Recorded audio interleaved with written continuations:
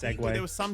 There was some show on like Netflix or something where it was meant to go up and it didn't, and all these people were complaining Love is about Blind, it. the finale. Yeah, because because it was live, and Netflix is like, oh They keep yeah, bungling we've their always live been the thing. on-demand Oh, people, I and we'll play this see. live, and the Netflix stuff couldn't handle it, and so everyone was like, cool, because everyone was making. on demand? Everyone was making comparisons like, now, or you know how all us MMO players feel on patch day or whatever. Like, and I'm like, why are people making this joke? I don't get it. But now I understand. Yeah. Netflix trying to live stream a piece of content, I can definitely see how that would fuck their servers, and then everyone would complain and liken it to like a Diablo patch or whatever. That makes a lot of sense to me now. So It's really hard to be live. That's why this podcast is pre-recorded every other week. Welcome to the Friends Per Second podcast. This is episode number 20.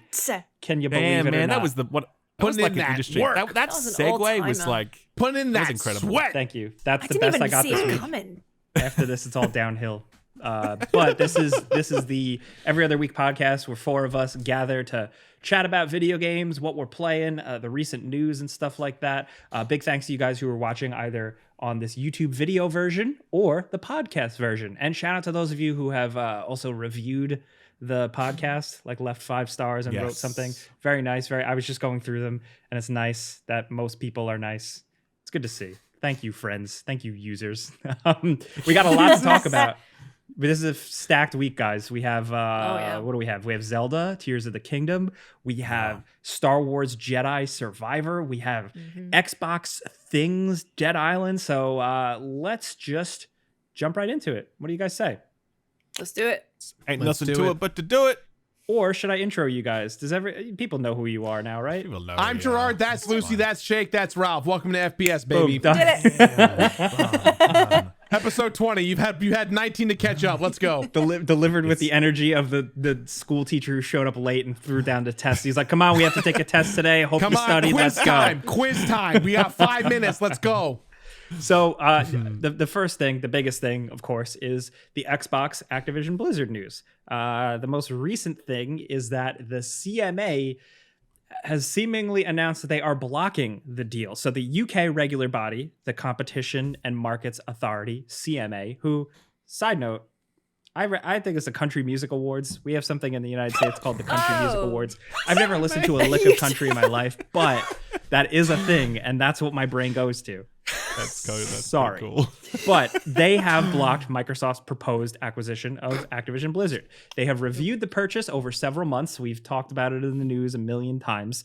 And their disapproval of the deal oddly came down to the sway Microsoft would have in the world of cloud gaming through services like Xbox Game Pass, where AAA and indie titles alike can be played on mobile. This is where I think it's kind of interesting because I didn't think it would come down to cloud gaming. And is cloud gaming more of a big deal than I realize, or is this just kind of like the random thing that they're reaching for that seems Jake, bad? don't you understand? Everyone needs to equally fail at cloud gaming together, okay? We need every company to make their own cloud streaming service to make our consumers use it and then not work at all. We need that equal opportunity, Jake. That's true. Obviously we here don't really know what's going on up there, right? And I think we just have our own kind of perspectives and what we read, and I think we need to acknowledge our own, dumbass ignorance, because when it comes to the world of business, we don't really know much. But I'm not a lawyer. my understanding, we're not lawyers, we're not whatever, right? My understanding is that the CMA are pretty serious about the cloud thing. It's not like a fig leaf because they've got some kind of ideological grudge against Microsoft. Cloud gaming is pretty important in the longer term. Like right now we look at cloud gaming and we're like, that's dumb, that's shit. We laugh at Stadia and whatever else. We're like, that's not a big thing. But the way CMA positions it, it's like, it's an emerging technology that could have a transformative impact on the world of video games. And I think they're right in many aspects because ultimately I'd be very surprised if a huge section of the gaming of like video games in the future didn't live in the cloud in some way, right? Like it's natural that makes a lot of sense if you can do away with hardware and focus on cloud. I know a lot of people don't like that. I agree. I prefer local hardware as well, but I think it's definitely a big thing for the future. The CMA agree. And because Microsoft is already so entrenched in that area, particularly around with their Azure infrastructure, right? They've got this massive infrastructure already set up that's kind of industry leading. That is heavyweight, almost. yeah. It was also like massive, from and the so- earnings earlier this week, Azure and all the cloud stuff like overperformed. I pulled it up Yes. on Yahoo because I was like, I wanted to remember the deals, but like expectations of 21.9 billion and it actually brought in 22.1 billion, which is not a small amount. Yeah. So then the CMA are basically like, if Microsoft gets hold of these massive IPs and makes them exclusive to their ecosystems, then it's going to stop other cloud technologies from emerging because, whoever else decides to spin up their thing, Amazon, Nvidia, whatever, they won't be able to put Call of Duty on there or World of Warcraft and whatever. And so that would therefore stifle the development of those cloud technologies and allow Microsoft to entrench its monopoly further. So whether or not you agree with that, again, I don't know. Like, I think logically that makes a lot of sense. I get it. But I also understand how people can look at that now and think, that's not a thing. That's not something we should be worried about. Microsoft should be allowed to buy this company if they choose. I get that as well. I do. Yeah, the joke I made before is a joke in case everyone didn't get that context. But I'm not the kind of person that I'm not. People will say I am a Nintendo enthusiast and loyalist, but honestly, at this point, I'm loyal to no brainer company. I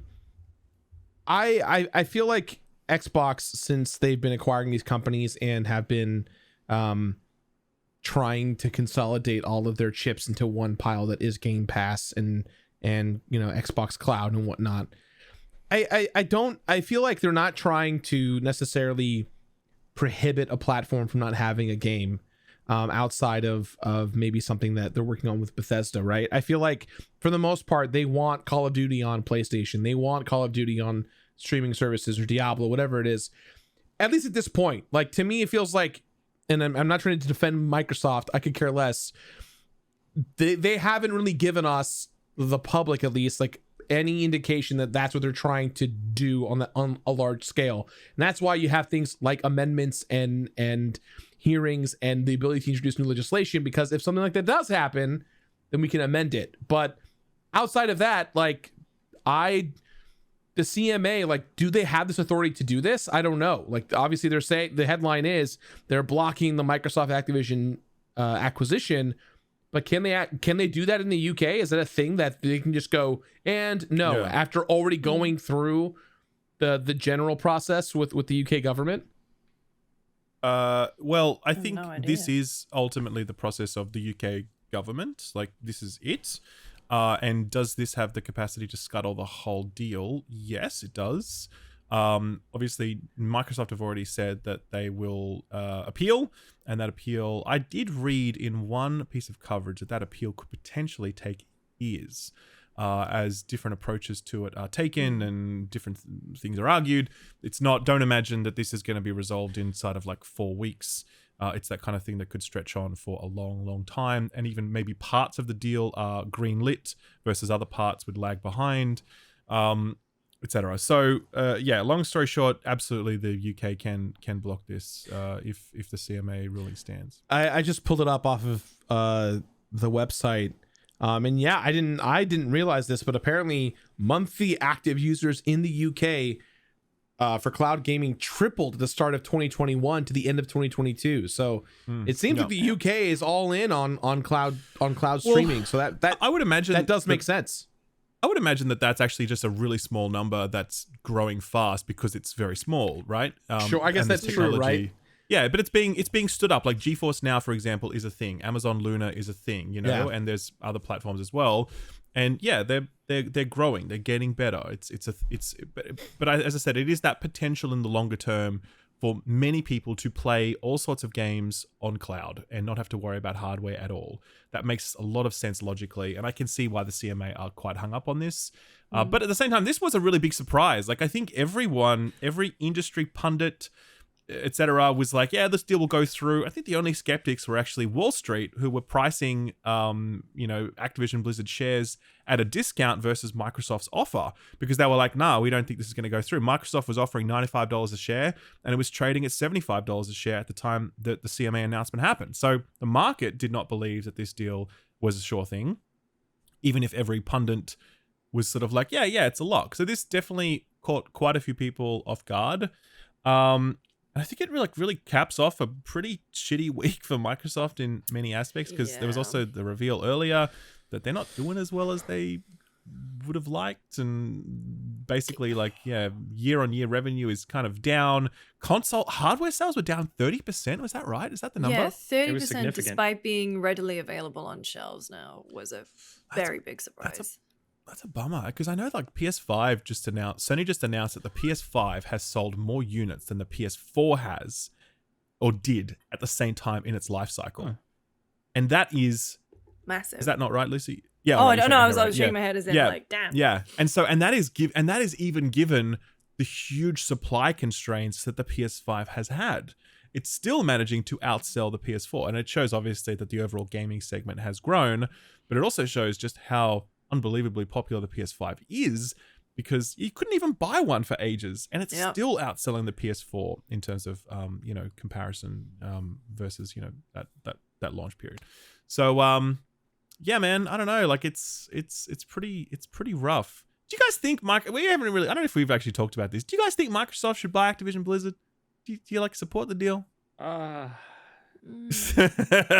not smart, but it just feels not great for one thing to control everything. That's my very base level thought.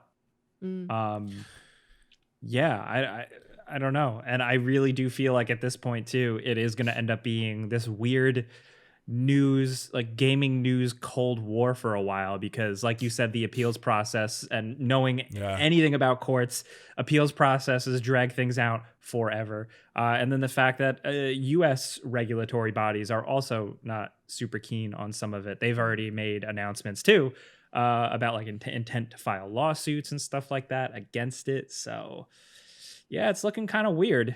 It's definitely something. Yeah, I mean, I love Game Pass as a service for sure, but it does feel weird to have one company monopolize everything. They're all trying it though. Everyone's trying it. At Disney, Disney, all that. PlayStation are trying it. They bought Bungie, for God's sake. They bought Insomniac. They're obviously going to buy more. It just does feel. It feels very strange, and I think gaming news cold war is the perfect way to kind of describe it, because this has been dragging on for a year, and now there's no end in sight. Microsoft is gonna have to pay the $3 billion if it doesn't go through. Activision Blizzard's gonna have to pay the 2 point whatever bill if that doesn't go through from their side. It's just gonna drag on and on. We're gonna get more. I don't know. It's just going to be, I think, a really not frustrating, but just this news story that never ends, that we're just going to have to keep living through. And then eventually it'll happen, and it'll either be a great thing or a bad thing, or it won't impact anyone. It's been killing me because it's just an unsexy, unexciting story. So when I talk about it on the Friday show on Game Ranks, I'm like, they said this today. Yeah. I'm still not smart enough to tell you what that means. Yeah, I don't understand business. That's so true. No, I talk about it on my new show as well, and I'm like, I guess we should do some Activision Blizzard news now. Jim is obviously popping champagne bottles right now because he has lobbied very hard to stop this deal, and everyone's like, Jim had nothing to do with this because he was all about Call of Duty. It's Jim was not just out there banging on about Call of Duty. He was obviously going to be talking about cloud as well, especially if he could have smelt some blood, which he did, I should say. So obviously his lobbying would have been instrumental in blocking, in getting this result. And yeah, that's a pretty big win for him. If this happens and he's able to stop this, that's huge for PlayStation. And yeah, man, this is a stone cold killer, man. Just stopping a deal this big. If he can, shock. Really, for real though, that's some serious business right there. And again, personally, I don't care either way if this deal happens. I see some pros, because I think having Call of Duty on Game Pass is cool. And also I think, the work culture stuff at Activision Blizzard, Microsoft has a better work culture. It is believed, it is broadly understood. And if they can bring that to that business, that's great. Getting Bobby Kotick out, that would be fantastic. Love that. But at the same time, industry consolidation is not great. And it would suck to see every company get owned by another company. But let's be real. Like, if this doesn't happen here, then, Tencent will buy them in 5 years' time or whatever. Like, Embrace it's just inevitable. It's just how it's going to go, So it's been happening for decades, is the truth. It's just the difference is that no one cared as much, right? Like you think about Acclaim, LJN, THQ, you look at the early third-party developers of the Super Nintendo, Genesis, NES, Master System, PS1 era of stuff, and companies have been bought and retired.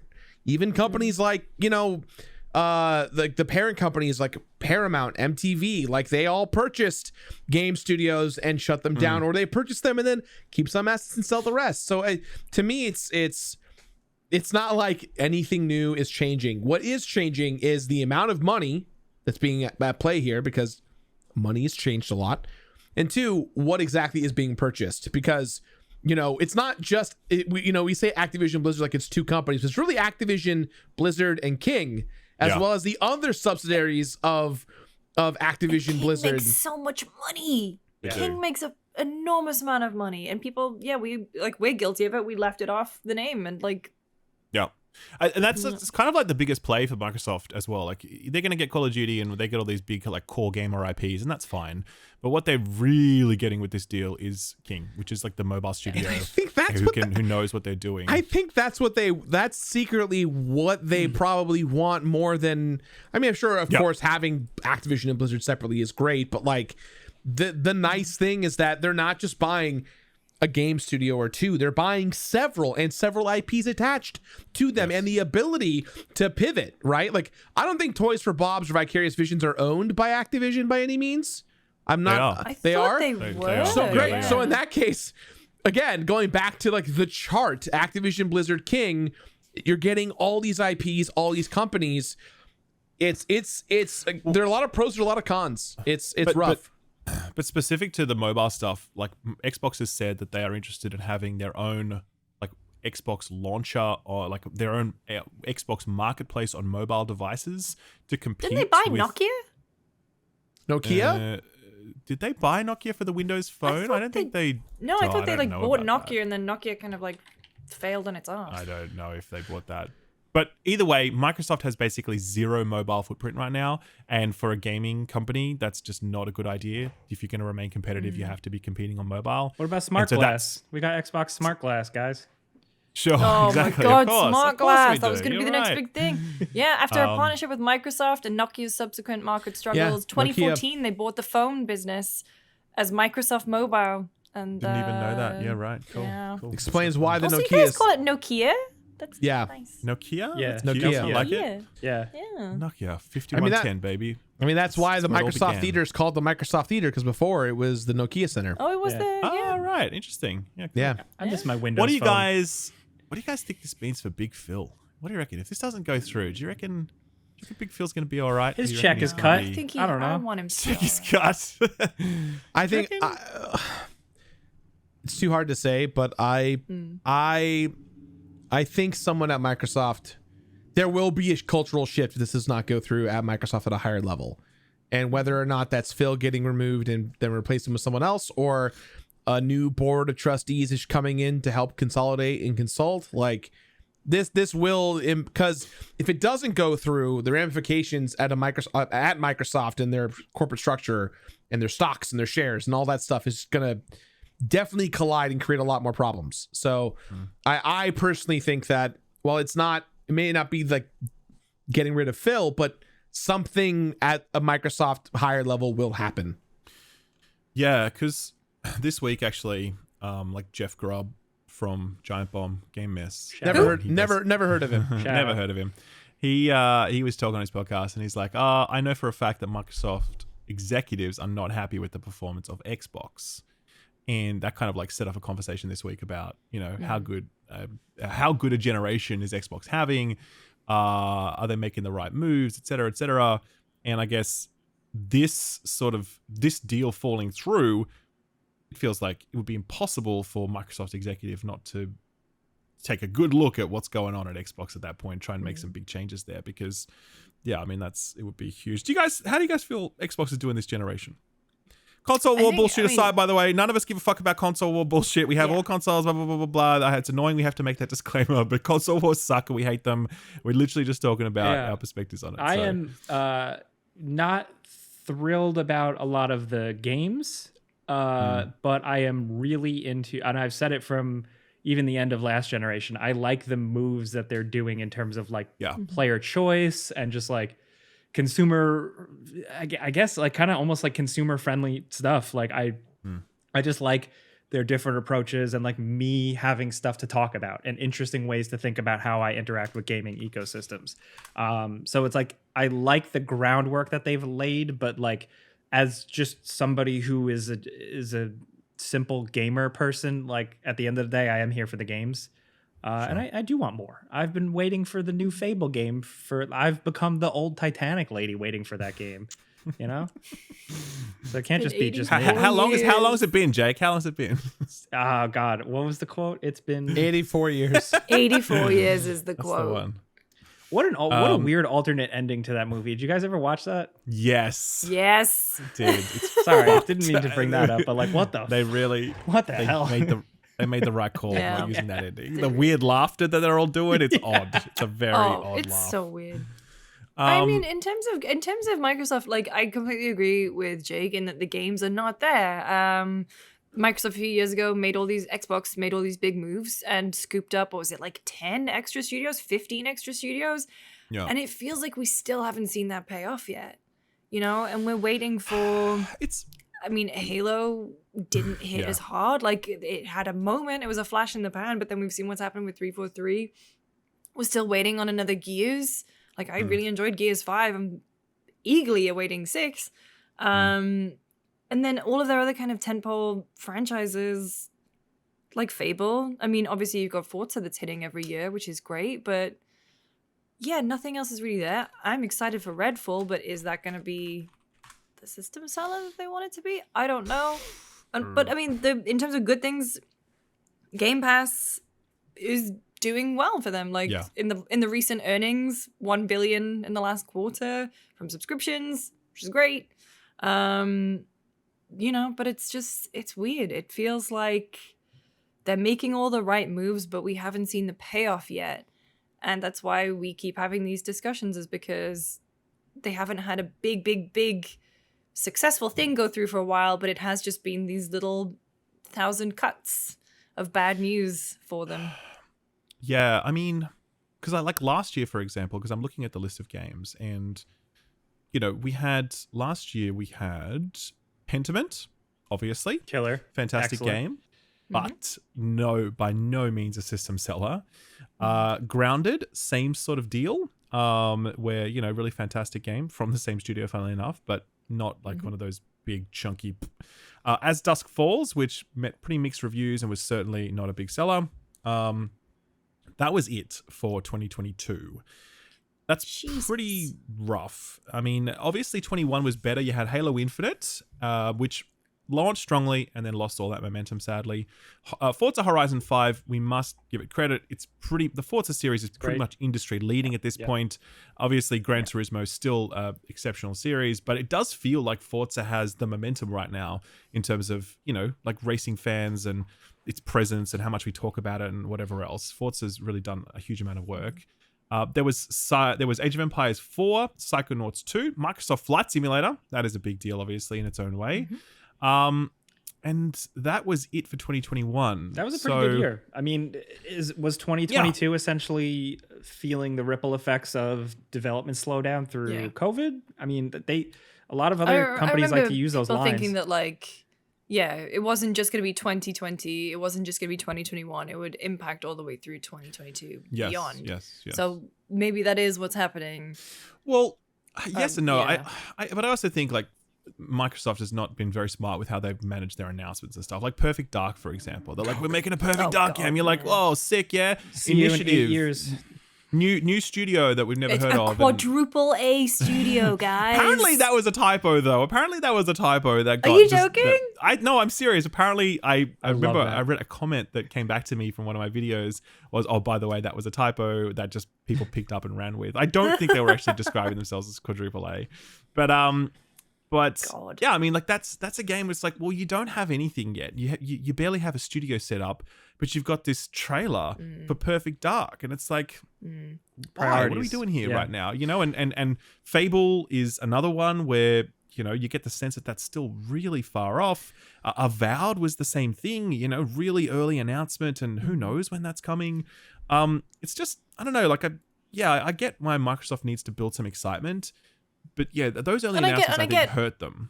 Announcing stuff to bring talent in to actually make the things. Like Blizzard just did that with their survival game too, right? But yeah, to your point, too early. I think, they did learn from that though. With last year, I remember at E3, they're like, "Oh, we're only announcing games that are coming in the next 12 months." That was very pointed. So where's Silksong? Yeah, I was just we gonna have say, approximately a month until Silksong. Yeah, that's a bit different though, because Team Cherry is. It's not Microsoft, but they did include it in that bid, didn't they? It was like all of these games that we're showing will be 12 months. I think but actually that might have been before that they said that.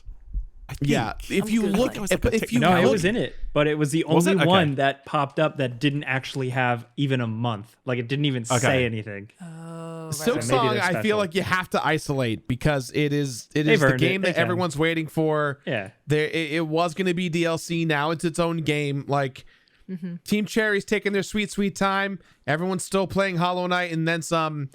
It's on its way. Sure. According to thegamer.com, at last year's Summer Game Fest presentation, Xbox showed off a new gameplay trailer and then promised that every game shown, including Silksong, would be playable within the next 12 months. So maybe they'll get around it by putting a demo out. I can't believe that Silksong has been delayed. I mean, it's just such a surprise. Who'd have thought? It's just so unlike Got Team till Cherry June 12th, guys. to take their time, But no, take all the time you need, please. That's fine. Yeah. So like it's, I don't know. I think it's kind of rough times for Microsoft. I think it feels like a limbo. Not that it matters, because again, I'm not trying to bring back the console war conversation, but I think it is important to have IP represent your company, right? And with how many studios that Microsoft has acquired and is looking to acquire with this acquisition of Activision, Blizzard, King, and so on and so forth, they're trying to have a plethora of games that represent the future of what they want for Microsoft, right? Like, obviously Nintendo is Mario and Zelda and all this stuff, and you've got God of War and Horizon for Sony. I think they need to make a mascot. That's what I'm saying. I think that they have to really invest in themselves to make first party IP that feels holistically what Microsoft's vision is. And I think they're so large at this point, unless they don't own the studio or own several studios, there's not really a creative vision there. I love Rare to pieces. I will play Conker's Bad Fur Day and Banjo-Kazooie until they make new ones, which I know they won't, the way that they're currently going, because they want to move forward and make new games that is based off the legacy of Rare, right? And that's I think that's kind of what they're trying to do over on the Rare side. So that's why you had the new Battletoads game farmed out to Delilah, because that wasn't made by Rare. It was approved by Rare, right? It's the IP acquisition and then passing the ball to someone else. Perfect Dark is not being made by Rare. It's being tossed off to a different studio. And I think that might be the vibe, right? Like, not to like grandiose the acquisition thing, but like if you get the team who made Diablo 2 remake or Diablo 4 and they kick ass, what if we gave them an IP that like is from the Microsoft banner of the 30 plus studios and say, hey, Blizzard now makes this remake or remaster, right? That's why like Curious Visions and Toys for Bob's did such a great job. Toy for Bob's did such a great job with Crash Bandicoot 4, the Crash trilogy, Tony Hawk Pro Skater 1 and 2. It was about bringing studios underneath the banner to create and revitalize IP. That to me is where I see the value in the acquisitions, because they have all this great IP, ones that people have even forgotten about. They can just bring back if they choose to do so. Will that, full circle, will that get you to buy an Xbox? I don't know. Really good point. I think, I mean, they signed a deal with Hideo Kojima. They should have had him make Halo.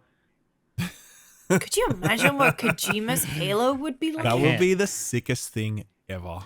That would be sad so that doesn't exist now. good. Damn. We would never fire a gun the entire time. That would be what it is. I hope you guys like Master Chief having the sex game- because they're doing it even more with Kojima.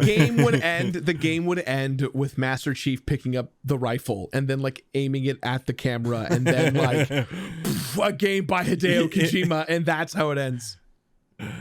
Wow. Like he will actually be Cortana. Like he will replace himself. Like the hologram will be Kojima talking to you. That will be it. The future of Xbox is Hideo Kojima as Cortana. You heard it here first. Breaking news, world premiere, baby. Oh God. All right, we'll see where Xbox goes and all that, but now a word from our sponsor. Right, this episode of the Friends Per Second podcast is brought to you by Manscaped, and this is true. Usually when sponsors send you stuff, it's very generic, but Manscaped actually write good, funny copy. Okay, so this is actually what they wrote. Ready? Gentlemen, if you don't already know, it's tax season in the US. And if you know what that means? It means that Manscaped is here to make sure your paperwork is done and your boys downstairs are having fun. Excuse Make me. sure you make sure you spend your tax return money on the important things this year, like family, friends, and ball deodorant. Join the 8 million men worldwide who trust Manscaped by going to manscaped.com for 20% off plus free shipping with offer code FRIENDS. See, I told you, man. They write. They know their audience. They write good stuff. I like it. So I actually also like Manscaped. I use it. I don't want to get into too much detail, but I am satisfied with their product. They put out an excellent product, and it's great, and I recommend it. Here's the deal. They sent us a bunch of products, but the thing that I love, obviously, is the Beard Hedger Pro Kit. Look at this bad boy. It's beautiful. I have like 3 of these kits, by the way, because they're so sick. If you are someone like myself with a big lushy beard and you want to take care of it, let me tell you the secrets of using a brush. A brush just like this. It's simple, it's clean, but when you get it with this, there's a comb, there's beard oil, you got beard balm, beard conditioner to keep and look good. I genuinely use this stuff all the time. And it is awesome. If you are a guy with a big beard, you're going to love it. I promise.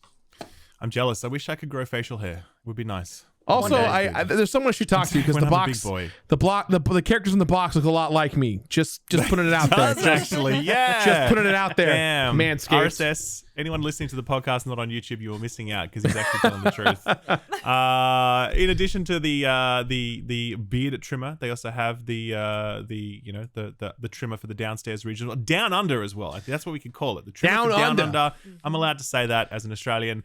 And all of that is part of their performance package 4.0, which comes with a whole bunch of stuff. It's a really great kit. I have actually 2 of them now that I've sort of cycled through because the products in them are really fantastic. Manscaped, you know them, you might love them. If you don't love them, you should give them a try. Get 20% off plus free shipping with offer code FRIENDS at manscaped.com. That is 20% off free shipping with friends. Wait, that is 20% off with free shipping. Offer code FRIENDS, manscaped.com. Don't just get your money back this year, get your swagger back too with Manscaped. So, Ralph, what the hell? You got to play Zelda Tears of the Kingdom. I know, right? That's incomprehensible. That's amazing. How long did you get to play this thing? I think the hands-on session was really meant to be just about an hour and a bit, but the Nintendo people were pretty cool because like I'd flown from Sydney to Melbourne and the flight wasn't for a while, and they're like, man, you can just fuck around for a bit if you like. And so I think I was on there for nearly 2 hours, just messing about and kind of reloading checkpoints to try things in different ways. But yeah, so I've obviously played Tears of the Kingdom, was invited by Nintendo. The demo was kind of divided into 3 parts. There was like a hands-off bit where Nintendo were showing me the ropes. It was kind of similar to the gameplay showcase that Aonuma did. And then there was a hands-on block where I was in the Sky Isles kind of doing some puzzle-solving stuff and some exploration, just getting to grips with the controls. And then there was a 3rd bit where I had to kind of like storm this tower so that I could, just get to it basically. And the guy was like, you can get to it however you like. And I'm like, cool, let's mess about. And that was the opportunity just to kind of experiment with the sandbox and all the different abilities and all that sort of stuff. So have you guys, how up to date are you with Tears of the Kingdom? Have you like watched all the trailers? Have you like across it, or where you at? I'm pretty up to date on it. My question is, I don't want to like spoil your video, but in your video you described needing to build a boat like was shown in the original demo that we saw a few weeks back. And you needed to get logs, and you needed to cut down a tree to get those logs, and you needed to make an axe. So what is it? What is the essence of it that makes, so that loop is just survival game. But knowing Nintendo, it's got to feel different. So like, what is the sauce there?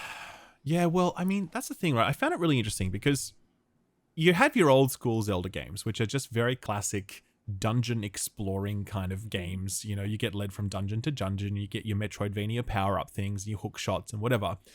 And then Breath of the Wild, obviously very different. It's very sandbox driven. And you had Magnesis and Stasis and the remote bomb, those abilities that let you affect the environment in different ways, and you would combine them to solve puzzles in those shrines. And there were also the Divine Beasts. Were they called Divine Beasts in Breath of the Wild? Yeah. They were, yeah. And they were meant to be the dungeons, even though they kind of weren't. They didn't really have the distinctive personality of dungeons. They felt quite different. And so I think many people didn't love Breath of the Wild because they felt like it was too sandbox focused. It didn't have enough focus on, like that Legend of Zelda, that quest, or the dungeons, all the things that old school Zelda fans really love, right? So, yes, Tears of the Kingdom feels like it's quadrupling down on all of those sandbox systems to the point where it does actually start to feel like a bit of a survival game. You are collecting resources that you cook. You are picking up stuff off the ground so you can fashion basic tools so you can harvest raw resources. There are raw resources just lying around, like wood and wheels and all sorts of stuff that you can build with.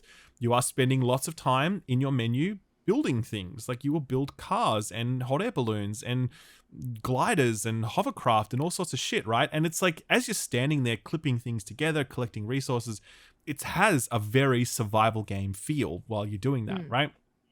Plus, not to mention your weapons, which all need to be scavenged and they all need to be fused together with this crazy fuse ability, lets you do all this wild shit. So it absolutely has a lot of survival game vibes, more so than Breath of the Wild did, because that had like a few survival elements, particularly with like cooking or whatever. But that question still remains, like, how Zelda is this game? Are you gonna give us those dungeons? Are you gonna give us that big, epic, mythic quest? Are you going back to those roots? And I don't know the answer to that because the hands-on session that I did was actually squarely focused on the sandbox. I didn't get to see any cutscenes, any special locations. I didn't get to see any dungeons if they exist at all. It was literally just like Grand Theft Auto Link City, and me fucking around on building whatever I could, and having an absolute blast. And I guess that's one thing I should say. Like, it was really good, like incredibly good to experience how flexible the sandbox was and all the crazy shit you could do. Like 2 hours that I spent with it just flew by. I was loving it. It's interesting. Was it overwhelming at all? It sounds like there's a lot going on. It is. That's one thing I shouted out in my video. I'm like, I'm very certain that a bunch of people are going to look at this and just nope out of it because they're like, this is too much work. Because everything that I had to do, it's never just push forward and swing your sword. It's how much durability has this weapon got? Can I fuse it with this other thing? What kind of armor is that enemy wearing that I need to break? I need to pull out an arrow and I need to fuse it with a specific mineral so that it's effective against that. I need to sit there for not 10 minutes, but I need to sit there for a few minutes and build a car, and I need to snap it into place in certain ways. Oh, the car is broken. I need to do it again. Like, I'm describing Lucy's something. Slowly making I know, face. let's face. But like, I'm describing something in a way that makes it sound bad, but I want to be clear that I loved that. I was like, I had to be you had to think through it all. You had to take your time. You had to be inventive and creative. Like, I fucking loved it. But a lot of people I know are just going to be like, can I just swing the Master Sword and get the Triforce, please? That would be really nice, And those people are going to be, I think, if you didn't like Breath of the Wild, I don't know, man. I think it's pretty unlikely you're going to like this. That's my vibe. So That's a total guess. I did like Breath of the Wild. I played 35 hours of it in 2020, 21, but I never finished it. And my worry is, I've spoken about this before, my attention span is terrible, and I can't make plans for myself in a game. I need a story. I need something pulling me along for the ride the whole time. And so I worry that in a sandbox, and I'll get Tears of the Kingdom. I will play Tears of the Kingdom, but I worry about how long I will actually stick with it because of the weird and way that my chronically fatigued brain works. No, and I think that's it. I think a lot of people went through that same journey where they pushed through Breath of the Wild, and it gets to the point where you are always pushing yourself forward on that journey. And you, at some point, some people are just like, nah, man, I can't push myself forward anymore. I need to be pulled. And Breath of the Wild just won't do that. And so a lot of people just leave that game unfinished, you know, even though you can kind of confront the main boss in the first like 10 minutes of the game if you choose to, you know? So I think, I don't know how that's going to go here, obviously, because I was not shown any of that stuff that might pull me along. And my hope is that Nintendo do provide more of that incentive, more of that pull, more of that return to the classic Zelda fare, because I love that. You know, Ocarina of Time, literally my favorite video game ever, maybe. You know, it's just an unbelievably formative game. The way it blew my mind back then, I'll never forget.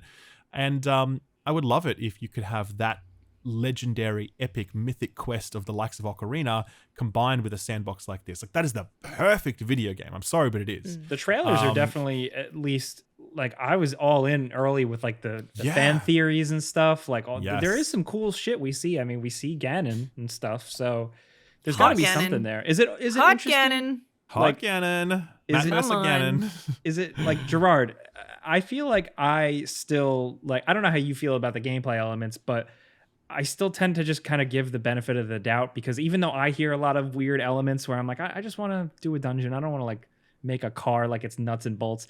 I just kind of I just kind of have faith in, like, and not to be like fanboy, but optimistic. Like, I feel like a Japanese spin with their charm, that studio specifically, can make a lot of that stuff really compelling. I agree. I'm a little more I'm an optimist when it comes to Nintendo. Aside from their sports games, I think when they really care about their titles, they always come out above a lot of other companies.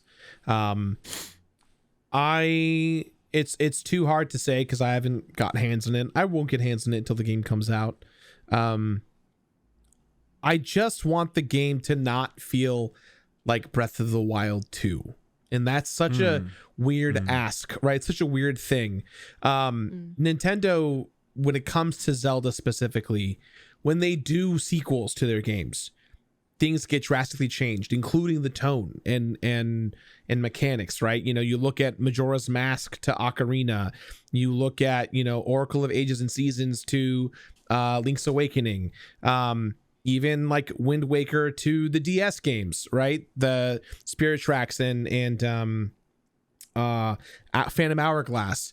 They're sequels or prequels or set in the same universe, but stylistically speaking, they feel and breathe their own identity and their own aspect. And because then, you know, then you're gonna have, and the thing that I saw online everywhere is, oh great, I don't want to pay $70 or $75 for Breath of the Wild DLC, right? Like, that's the conversation piece that will happen.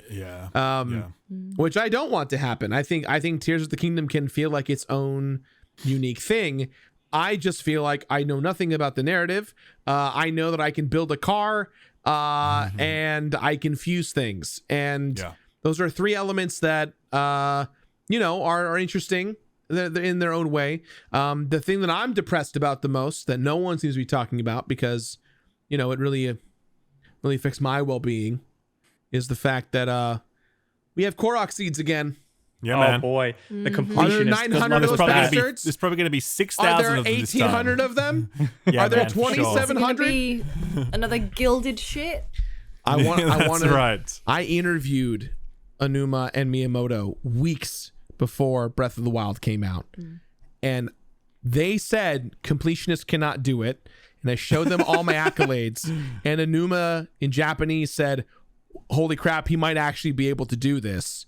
And I did it, and I felt empty and depressed and alone for months. And then they did hard mode, and I had to do it again, and I did it for myself.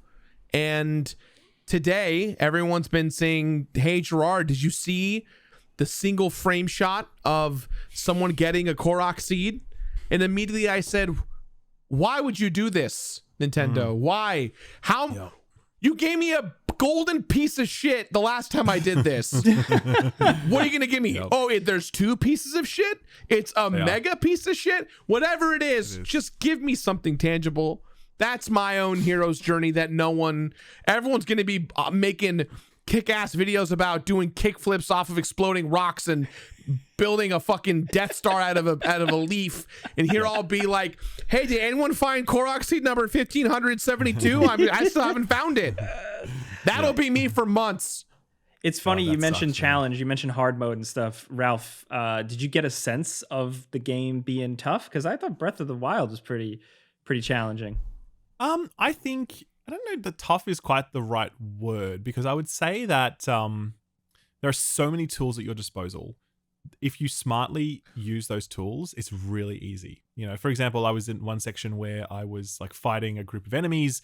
They were rolling this giant ball down a hill, like a spiked ball. And I'm like, oh no, it's coming towards me. But I have this ability called recall, and I can kind of basically click on this ball and it will then go backwards through time. So it starts rolling towards them instead. So now they're getting collected by this giant spiky ball instead of me. I can pick up giant dynamite barrels that have sitting nearby them and drop them on their head. If they throw boulders at me, I can recall those and send them back. I can very quickly get up to higher ground by using that ascend ability to get me through the roof. If I fused my weapons and I've if enemies will drop stuff on the ground, if I fuse it to my weapons, it increases its attack power. Some of that can result in massive increases to attack power. So this is all me saying, if you play smart and you use everything that's at your disposal in the sandbox, it's pretty easy actually, right? But it's about having that creativity, that awareness of what the sandbox is capable of. If you just want to go in there and swing with a stick, it's going to suck, man. It's going to really suck. You're going to find it very hard. It is definitely about using the sandbox to its full potential. What about tech-wise? There's been a lot of people being like, this is a very systems heavy game, and it's on aging hardware, and it's just a bigger, badder one. Like, how did it feel? Look, I'm really hesitant to say anything definitive on this. That's fair. Definitive is not the right word. No, but like, I haven't seen the full game. Okay. I've seen some people say like, oh, it actually runs really well. I don't agree with those people. I have seen enough based on my own hands-on time to be like, nah, man, there's some frame drops here. Like, it's a problem. Okay. But at the same time, I don't want to over-egg the pudding and be like, this is unacceptable, game is ruined, whatever else, because it's fine. It's fine. Like, it definitely reduced my enjoyment when those frame drops happen. And to be fair, and to be clear, they happen mostly when there's a lot of fire kicking in, when there's a lot of enemies on screen, when there's a lot of particle effects popping off. Then the frame rate will drop quite considerably at times as well, right? And I've got some footage of that in my video. If you don't believe me, go and see the video. You will see the frame drops for yourself. It's all there, right? Did that make me walk away from Zelda and go, oh, this game sucks? No, it doesn't, because like, it's still a pretty remarkable game in many aspects, but it is disappointing that the performance is as bad as it is, because it takes you out of that experience, and it kind of like reminds you that this is just like a video game, where it's usually such an immersive experience, so enjoyable. I mean, we all have such a soft spot for Zelda, and that sucks, right? So, but also I think we go in eyes wide open with the Switch, and it's kind of like, we know this is an old piece of hardware.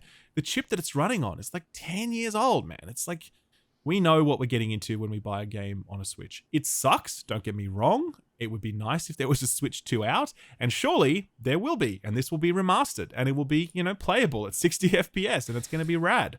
But yes, I think Switch owners are somewhat at peace with the fact that this is the hardware that they've got, and they just have to deal with it. And then you contrast that to something like Jedi Survivor, which we'll talk about later in the episode, where, I've got a PC worth like, $8,000 or $9,000, and I can't get like a solid 60 FPS out of that brand new. And then it's like, okay, fuck that. That's bullshit. You know what I mean? Because there are different expectations for different games, different sorts of hardware, whatever. But with Zelda, we know we're going to have some performance issues. There are some performance issues. I do not think they are game breaking, but I think they are disappointing. I think some people will probably wait for the Switch 2 and to play it there at 60 FPS. But I think the people that are very keen to play it now are unlikely to have that experience ruined for them by the choppy FPS. I remember when I previewed Breath of the Wild, like, it was choppy before release. Like, pretty bad. Yeah. I remember walking And away from it going, everyone "Ooh." pooped on it. Yeah. Everybody and then it came pooped. out and it was fine. So I'm it's not also- saying that'll be the same thing, but it's pre-release code. Yeah, Stuff I agree. could change. I don't think it'll change too drastically, but it's not. Yeah, hopefully it gets some improvements. Some, yeah, I think, and I think as well, come back to the point of expectation. Like we all shit on Pokemon Arceus or like the latest As Pokemon games, long whatever. as it's Yeah. not that, I think we'll be fine. Yeah, Yeah. I don't And think Nintendo would let it be. yeah, but also it's like those games. There's no fucking way those Pokemon games should run that badly. Like there's nothing going on. Like it's just what? Whereas with this, it's so ambitious with the number of systems that are at play at any point in time. The amount of, I was just thinking about the code base that makes all of this possible. The number of variables that this sandbox has to be able to process at any moment is huge. So I think it's somewhat of a miracle that the Switch can handle this at all. And I'm willing to definitely cut it some slack on that basis alone. You know what I mean? So Dude, I You can't heard, wait you heard to it here first. Wait for the Switch 2. Which they're definitely not calling it the Switch 2, right? It's going to be called like New Switch Plus It's Expert. totally- No, I switcheroo. I wish. I think look, we can play a speculation game all day. I think Nintendo found the sweet spot with the Switch, and I think going forward they're going to treat it like an iPhone and just update the model every year. Yeah, I don't know, man. I don't think that's true. I don't personally wouldn't agree with that. I would say Nintendo really love their big generational hardware, and I think that the idea of having incremental upgrades would terrify them. They are not a technology-focused business. I think they only want to have to worry about it once every 6 or 7 years, and then that's it, you know? So I personally wouldn't anticipate them going down that route. I'd be very surprised if they did. I mean, Wasn't there a thing today where someone said that they saw a job listing and it had like, let me find it. Nintendo job. And it was something about like next gen hardware, and everyone was like, "Ooh." Here we go. Yeah, Nintendo job listing mentions next generation platforms and cross-platform development.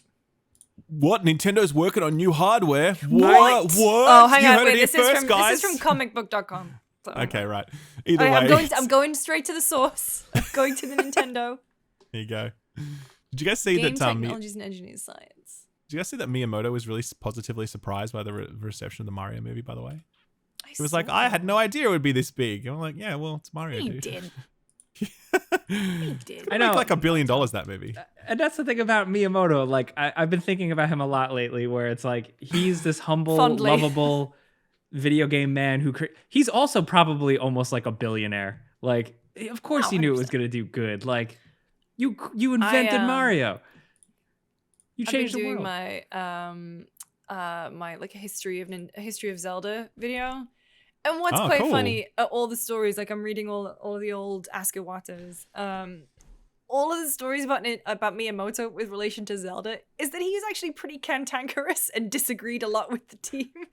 And, With what? and there was one. That's awesome. There was one story I read where basically he just like the 3 developers came in and they showed him something. What was the one where Link turns to the paper? I think it was for that one. I don't have it with me. But anyway, there was a story, and yeah, apparently he was just like, Shut all over it. absolutely not. Like, yeah, shut all over it.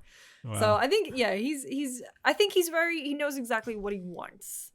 Like he is Sure. obviously this friendly face and this absolute genius, but I think it's a Killer behind the scenes. Yeah, yeah. Well, I'm looking forward to that. I mean, the game isn't out too far from now, and they seem pretty 2 weeks. confident. 2 and a bit weeks, man. I mean, the fact that they let you capture your own footage, they let you touch the game for a long period of time, like, I was so surprised. cool. I was like, I really expected them to just like a hands-off demo thing, and I just kind of sit in a chair quietly and then say thank you very much. But no, the fact that they let me play and capture, I was like, is this Nintendo doing this? Like, what's the deal with this? You know? So yeah, no, hats off to them for that. Well, tune in next time, I guess, folks.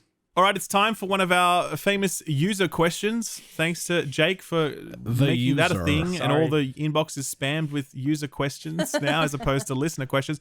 User question comes from Andrew H. He says, "G'day gang.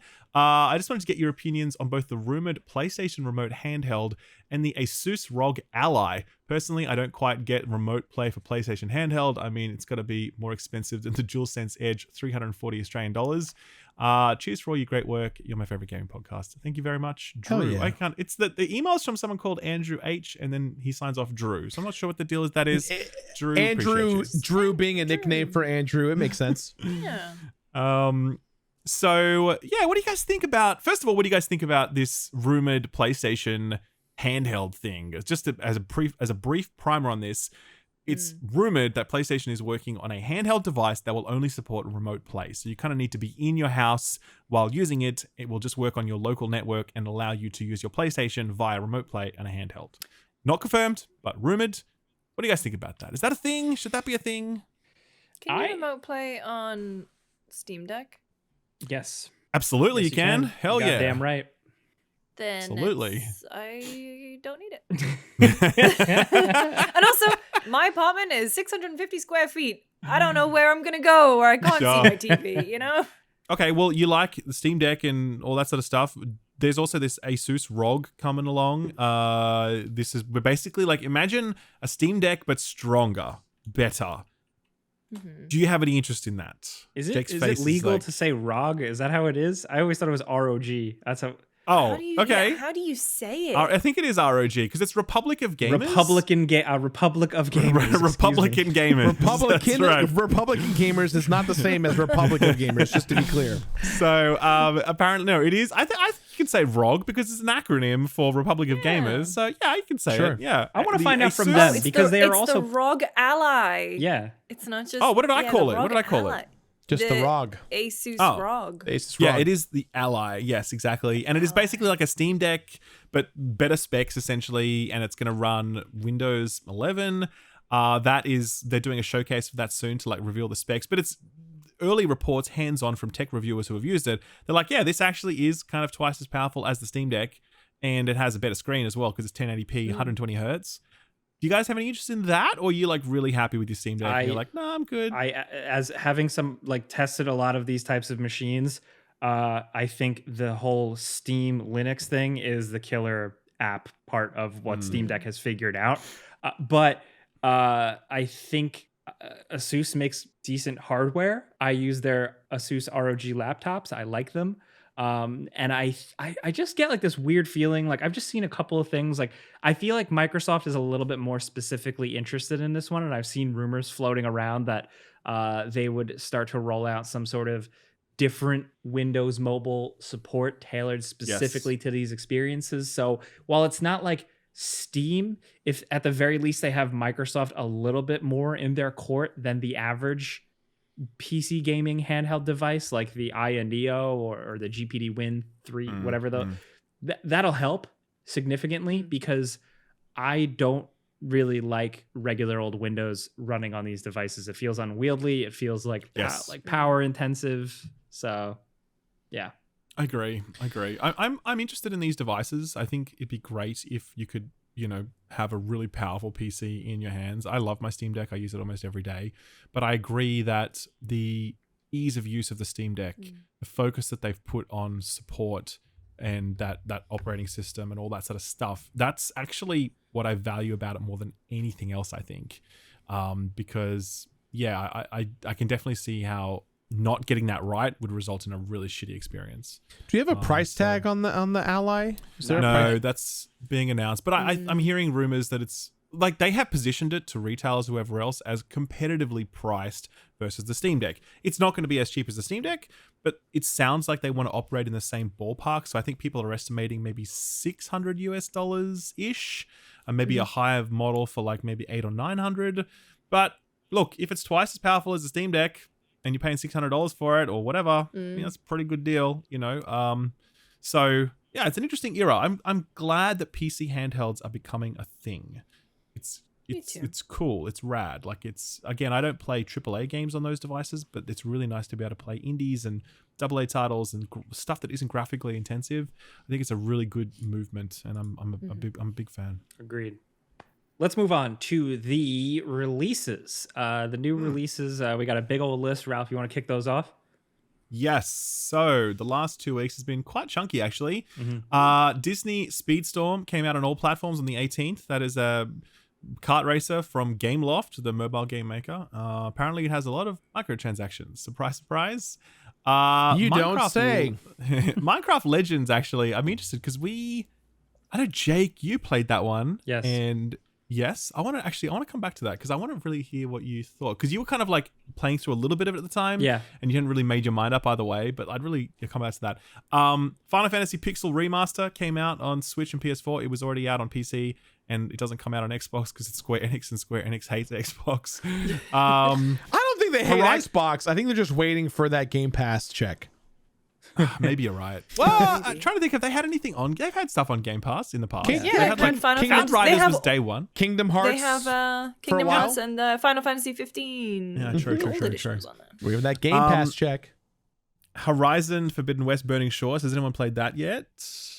No? Okay, I'm super keen. We for did that, the before you buy, but it was like my first before you buy where like it was someone else's script. It felt weird. We're not going to do it again. But the person who wrote it did like it. Shout out to Eric. Okay.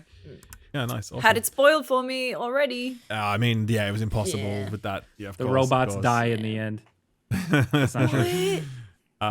Advance Wars 1+2 Reboot Camp. Gerard, are you going to check that out? Are you into that? It is on my... I know that I'm so close with a lot of the folks who worked in the game, and I asked for a code, and they said they were not allowed to give me one. So Nintendo, man. Oh, because Nintendo. Oh man, they're like he bought it. He bought it on everything else. I have it physically for the originals and digitally and physically in Switch, and it is on my radar, Ralph. Whether or not I complete it and make content on it is a whole other conversation. Sure, of course. There was Dead Island 2, which we'll definitely be talking about this week. Strayed Lights is dropped a few days ago. It's like a interesting looking action game, very focused on parry-based combat. Honkai Star Rail is launched. That is like the next thing from Genshin Impact creator MiHoYo. That had 10 million pre-registrations before launch, as you do when you're MiHoYo. The Last Case of Benedict Fox arrives... That's out? What? Last Case of Benedict Fox comes out. That's coming out today. Oh my god. That was like one of my most anticipated games, and then I just haven't paid attention. Yeah, I'm surprised that you didn't hear about it. Like, as in that they didn't reach out to you, because you've been like really excited about it. No, nobody emails me. Damn, man, that sucks. I'm gonna play it. Hell yeah. So that's out today, and that's actually hitting Game Pass as well, FYI. So that's a good way to get it. Live Alive arrives on PC and PlayStation after its Switch exclusivity window expires. That happens today. Monster Hunter Rise Sunbreak arrives for PlayStation and Xbox on the 28th. And Star Wars Jedi Survivor arrives on the 28th as well for PS5, Xbox Series, and PC. We will definitely be talking about that one. So those are the releases. I'd actually, Jake, if you don't mind, I'd really like to hear just briefly on Minecraft Legends. What did you think about that? Yeah, you were right. It's really good. You liked it? Cool. Yeah. That's nice. It's really just a victim of a slow start. It takes a while to really roll everything out to you. And it takes some work to get a bunch of units. But once you get a bunch of units, it makes for like a really fun, chaotic, but also like, you know, you got to think about it type of third-person real-time strategy. I just like how it feels Minecrafty. And I didn't get to do multiplayer stuff, but hearing you talk about it and then just finally spending more time with the game and seeing all the systems and seeing the game at its best, I'm like, oh, holy shit, this is probably really significant for people playing online, just because like they built a really cool thing. They did, actually. And I'm actually quite surprised because the reviews are pretty middling, and also the Steam reviews, I think, that was kind of sitting at like mixed. It's still sitting at mixed, I think. Interesting. So, I really, I think usually most of us can kind of guess how something's going to go, but I actually was quite surprised with the reception to this one. I thought it would get a better reception than it's received. It's 63% mixed on Steam. Wow. And yeah, I'm really stunned about that because I thought that they had something here that is, as I said, far from perfect. It's got some jank. It's, makes some big compromises on the strategy front, But I just found it interesting and novel, and I'm like, yeah, I'm down for whatever this is, and I had a great time with it. So yeah, a little, or quite surprised, I should say, to see it get such a mixed reception. Yeah, I think it's just something to go in casually and be like, oh, what's like a Minecraft thing? So at this point now, I'm like buckled in where I'm excited. Like I want them to keep doing this and doing weird spins on different genres.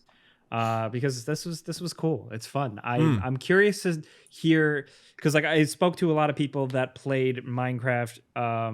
What was it called? Minecraft Dungeons. Dungeons. Yeah. A lot of them played with their children or their younger brothers and sisters.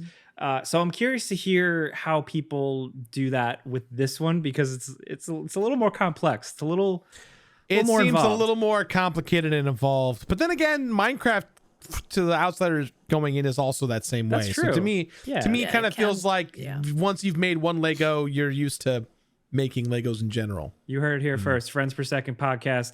Minecraft is not for babies. It's a man's game. Let's move on over hair on your to chest. Dead Island 2. This is out now. Reviews have been out for a while. We haven't talked about it, but I enjoyed it.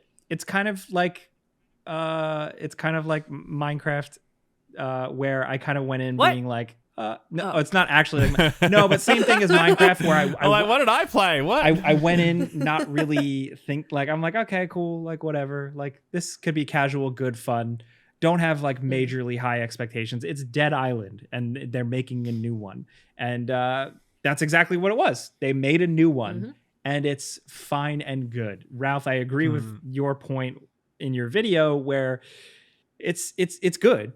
It's fine. It's entertaining. It doesn't outstay its welcome. It's a game that is pretty decent. But in terms of like how competitive games are for your money now, how expensive games are, I don't always dive into the price per hour discourse, but specifically with Dead Island 2, I'm like, this is really good, but like, there's a lot of other stuff for full price that's begging for your time, where this is just a mindless zombie smasher, basically. And a lot of people in my comment sections are like, that's fine. That's what I wanted. That's what I signed up for. But I think if you're more discerning and like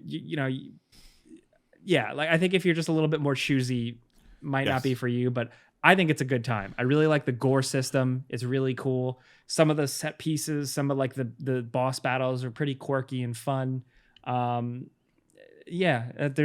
hard to like, there's not much to it really. Yeah. Sorry, Gerard, you were gonna say something? I was just gonna say, I feel like I played a lot of Dead Island 1, and I did not like Dead Island 1. Yeah, I wasn't crazy about it.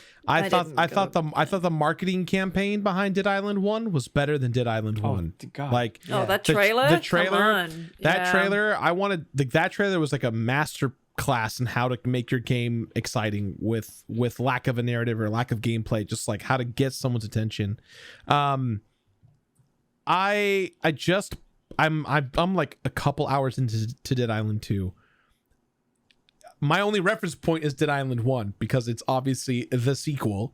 As far as that goes, I think Dead Island 2 is much, much, much better and more fun than Dead Island 1. And Agreed. It feels, if we're talking about like a sequel to sequel growth, like Dead Island 2 is a great direction for what the original Dead Island games were about. With that said, it does feel like a game that needed to come out about 8 years ago. And that's not a bad thing. It just feels like, it's like we just picked up a lost relic and released it kind of thing, which is exciting for the future of the franchise, especially because, don't quote me on it, but I think Dead Island 2 is actually performing relatively well. Yeah. Way more than anyone anticipated. What, like 1 million units, I think they said they sold. Yeah, and as well, it's so within 3 days or surprising. something. Yeah, Jake, you also mentioned on yourself, like Dead Island's really popping off on like YouTube, right? Yeah. And I would never have anticipated that. I put out my video and I was like post embargo and I'm like, this is just a little zombie game. And I'm just like, I don't really have a strong opinion on it one way or the other. But that video's gone really large, like bigger than my Zelda video. And I'm like, I'm pissed off about that. I'm like, what? Why has that happened? Yeah, never underestimate the power of a zombie game. There's a reason why on Game Ranks every year we do like a top 10 new zombie games video, because the math is there. There's like a casual audience that just kind of like they played Call of Duty Zombies and then kind of went looking for the next hit. Then there's hardcore audiences that just like zombie stuff. There's horror fans. Like it's a thing. And I think when people say like, oh, this or Dying Light 2, it's totally different. Do you want to play a game that's like a little wacky and you kill zombies? Or do you want to play a game where you kill zombies and there's crafting and side quests and like Rosario Dawson for some reason? You know, like there's enough room there for both, I think. Yeah, absolutely. Totally. Did you end up getting over the motion sickness? So I played a couple hours of Dead Island 2 and oh boy, your girl's sick. Yeah, that's it was weird to experience on PlayStation because I don't. Yeah, so I was playing on PS5 and I got motion sickness like crazy. And I usually don't. I only get motion sickness after like hours and hours of swapping between VR games or playing Doom Eternal with a mouse on like ultra hard mode. Those are the only times I get like woozy. And this got me. It hit me good. What I did was just turn off motion blur in the game settings and it fixed it completely. I did too, but it hasn't fixed it for me. Dang. Interesting. I wonder what it is. I was enjoying it though. That's the thing, which I was kind of frustrated by. Like I was enjoying it. It was mindless. Like, but also the thing that got me is that I think it's way better written than it kind of has any right to be. Yes, like, I agree with you. Really surprised. Yes, I went in thinking these characters are going to piss me off, but actually, which character did you play as? I played as the is it Amy? Yeah, Amy. Is she the fast character? Yeah, with the I know the one. The fake leg. Yeah. Did you guys find the influencer house? Oh, so yes, good. I did. I did. The apology thing. That was so. I've never felt more seen, and also at the same time more depressed. Yeah. Yep. Finding something in the game like that. It's like the Spider-Man pointing meme, but not in a good way. Not in a good way. There's so much like environmental storytelling here and there that I really liked. Like even there's in the house with like the dirty rocker people, the washed up rockers, where there's like a party table with like beer everywhere, and then somebody spray painted "fuck oceans" over a painting of an ocean. Like just like little things like that are really funny and good. Yeah, and I think that's why I suspect this will age quite well. As in, you know, it's just nailed its fundamentals really well. It feels a little bit dated by today's standards, right? But it's still very playable and enjoyable. Almost like. Because of how dated it feels. Like it's very lean and focused. It doesn't have all this bloat attached to it that a lot of other games do. And yeah, you're right. It is actually surprisingly well written, and its set pieces, or not set pieces isn't quite the right word, but its locations are, I think, really strong quite often. I think it's stylized in a way that's pretty. It is. Yeah, totally. Like, doesn't try too hard to go for complete photorealism so that it looks bad. Like I think the art direction's really good.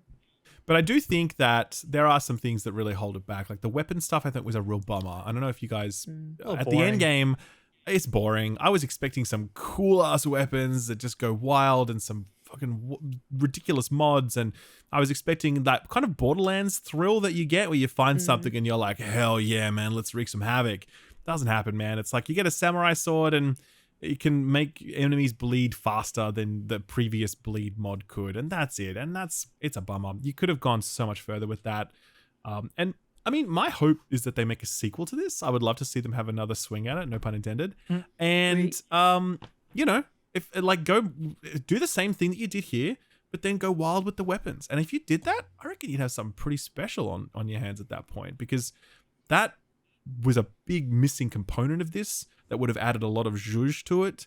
And yeah, if they could come back with that, that'd be sick. I hope so as well, because I don't think Dam Buster has really had anything that's hit for a while. Because didn't they do oh god, what was that game that they made with like the Homefront? Yes, Homefront the Revolution. Sure. Yeah, and it feels like they haven't really had much. Yeah, I mean, you could stick with this franchise. I think if they announced a Dead Island 3, people would like people would clap. They'd be like, "Yeah, I'm down for that. Let's people go." would. You know. And so I think it's something they should consider sticking with. I would be interested in another one, taking this foundation and building on it. Yeah, I think this team has done good work for sure. And please continue it to not be on islands, because this one takes place in Yeah. California. Yeah. The next one should So also funny. be not an island and just like do an ironic New York thing. or something, Yeah. or New Jersey. That'd be sick. I like it. All right, so that's Dead Island. Now, a word from a couple of our sponsors. Stick around because we're going to talk about Star Wars Jedi. I forgot the name of the game. I was going to say Jedi Fallen Order. Oh boy. I always do that. Now a word from our sponsors.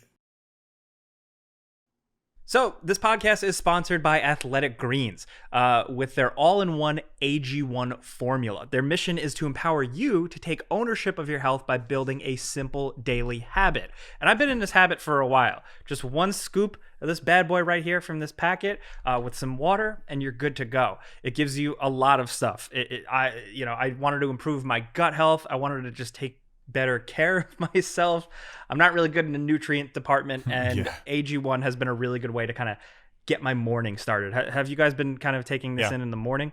Yeah, they sent me the kit, and it has like a very fancy. Did you get the metal canister thing that they sent? Yeah. Yeah, it's very nice. Is that it? There? Yeah, you got it. It's very nice. It lives in the fridge, and and it's like one scoop a day. My brother is a vegan, and he has like a green smoothie every day. And I tried it once, and I'm like, gross. This is disgusting. There's no way I can drink this every day. So I was a bit scared when I tried this. I was like, because it's a green liquid when you mix it all together, right? Yeah. But actually, tastes all right. You know what I mean? Like, it's not like a Dr. Pepper or anything. Don't get me wrong. But I like the taste of it overall, and it makes it very easy to actually drink it every day. And yeah, I like just starting my day knowing that I've done something good for my body, because I'm usually just going to sit there playing video games for 16 hours, which ruins my body. So it's nice that I'm able to do at least one good thing for it at the start of the day. Yeah, it's good to have all those nutrients for immune support, like I said before, gut health, more energy, better digestive system, which I actually really appreciated. Not to get gross, but yeah. Can I do that? Is that okay? Yeah, you can definitely do that. Yeah, for sure. Yeah. So it's a really good thing to just make a part of your daily habit. Have it in the morning, maybe before you work out or something like that. That's what I do, believe it or not. You might not believe I work out, but yes, it comes with all this stuff. You can sign up, and you can get it essentially sent to your door every month. So if you're looking for an easier way to take supplements, Athletic Greens is giving you 1 free year supply of vitamin D and 5 free travel packs with your first purchase. So go to athleticgreens.com/friends. That's athleticgreens.com/friends. Check it out. So, have you ever browsed in incognito mode? Well, it's probably not as incognito as you might think. And why would it be? Incognito mode, like the Chrome browser itself, is a Google product. And Google has made its fortune by tracking your movements online. There's even a $5 billion class action lawsuit against the company right here in California, where it's accused of secretly collecting user data. Google's defense: incognito does not mean invisible. So how do you actually make yourself as invisible as possible online? You use ExpressVPN, like we do. So obviously you want to be as invisible as you can be online and protect yourself. And with ExpressVPN, every time you connect to it, you get a random IP address shared by many other ExpressVPN customers, which makes it way harder for third parties to identify you or harvest your precious, precious data. But it has other uses too, doesn't it, Ralph? It does. Well, but actually, in Australia, we're geo-blocked from basically everything. So when it comes to like Netflix or whatever, like we can't even subscribe to HBO Max or whatever it is because, like we just don't have that here. Or we have to watch it on some very crappy service that we have that runs at like 720p or something. So if you actually want to get proper like access to international streaming services, then you need a VPN. Then that's exactly what I use ExpressVPN for. And thankfully, use it it's for that super too. easy to use. It's like one click and you're good to go. Totally. Yep. I use it too. I miss the BBC and I miss Channel 4 on demand. And so if I want to watch stuff like Come Dine With Me, I log in and I pretend like I'm back in London and I use ExpressVPN. There's also exclusivities based off of which region of the world you're in. So stuff on Netflix in America will not be the same as in the UK and Australia, so on and so forth. So using a VPN, specifically ExpressVPN, helps you get around all those weird problems. So, if you really want to go incognito today and protect your privacy, secure yourself with the #1 rated VPN. Visit expressvpn.com/FPS and get 3 extra months for free. That's expressvpn.com/FPS. Go to expressvpn.com/FPS today to learn more. Hard mode. Where is the colon in Star Wars Jedi Survivor? Star Wars: Jedi Survivor. Where else could it be? I believe it's actually. I'm gonna double check. But Star I think Wars: it's actually Star Wars Jedi: It's Star Wars Survivor. Jedi: Survivor. It is not. It is. Yeah, You man. are a The liar. series is called Star Wars No, it Jedi. Oh wow. Okay. Yeah. Star Wars Jedi Fallen Order. Yeah, right. Interesting. Okay. Wow. That is okay. Star fair Wars enough. Jedi Fallen Survivor. Personally speaking, I would have done Star Wars: Jedi: Survivor, but that's it's a joke. I'm sorry. I would have put a hyphen in there, tired. an M Right, dash. an M dash. I would Oxford have done comma, Star baby. Wars dot, dot, Star, dot. comma. Star Wars Jedi. So yeah, the game is out.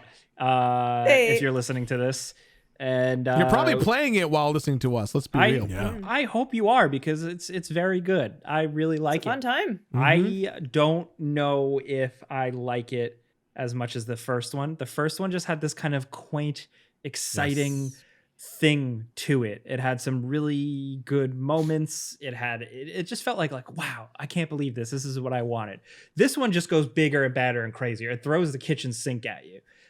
Thankfully, it does still have a lot of that heart. It has some good story, but there's a lot of just like running around and doing stuff, and a little less like being on the run from Inquisitors. I do like that Lucasfilm games like let Respawn really go, and I'm not spoiling anything, but like really do a bit more with the lore and have fun with it and make their own mark and tell their own kind of out there sci-fi adventure. In this, you're not necessarily like right deep in the thick of what's going on in the timeline. You're doing your own thing in the outer reaches, and it lets them kind of flex a little bit. It's kind of like if you liked Respawn kind of doing like cool stuff with the Zepho and this like ancient lore, like if you like that, they're able to do a lot more stuff like that here. And then also just have a bunch of crazy fighting styles and let you live out your Jedi fantasy, essentially. How did you guys make your Cal look? Because you can customize him. I've just left him as default. Is that bad? Boring Cal. I don't think it's I bad. unlocked like a bunch of. I've think got it's like a bad. handlebar mustache that I unlocked for him, but then I was like, no, Cameron Monaghan's a good-looking guy. I don't want to cute. give him all that. Whenever I play games like this, I equip what's given to me in the moment just to be like, oh, this is fun, and then I'll find something else and go, oh, I'll try this on. So for me, it's just as I've been unlocking, I'm like, I'm gonna try this, and then I'm gonna try that, and then as I'm like getting better at the game, understanding it, learning it, I go, okay, now that I know what I'm in for, now I'm gonna look as cool or as not cool as I want. I agree. Yeah, it's a quite a fascinating approach to cosmetics, I think. Because you obviously, as you play the game, you unlock a lot of cosmetics. In fact, it's kind of the main driver of exploration in the game, right? There's your main missions, and then there's these big open world areas, and they'll have little side activities in them, like climb up this thing and swing across there, and then use the force to move a boulder, and then boom, what do you get at the end of that? You get a new mustache, and that's it, right? And it sounds funny to say it aloud, but like that is actually the loop for a lot of this game. Yep. And you'd think that would be kind of lame, but it's not, I don't think, because one, it's kind of fun to just swing around as a Jedi and use the force to move a boulder. Like And that, you do get that experience formula. points sometimes, like you or health sure. boosts. Of Well, course, every of time course. you open a box or something, you get a little Yeah. bit of experience. Or if you find Yeah. a force echo or something. But Yeah. it's them being confident in or realizing like they're it's cool. I love Star Wars and I love Star Wars jackets, and this game is just like Yes. jacket representation. Totally, but that is that's exactly the point I was going to make, which is like I think Respawn understood that Star Wars is cool, and that people who play this game think Star Wars is cool, and so what there are scattered throughout the world are these crafting benches, and I'm like, okay, cool, a crafting bench. You are going to give me, and I'm not sure if this comes later on because I'm only about halfway through the game.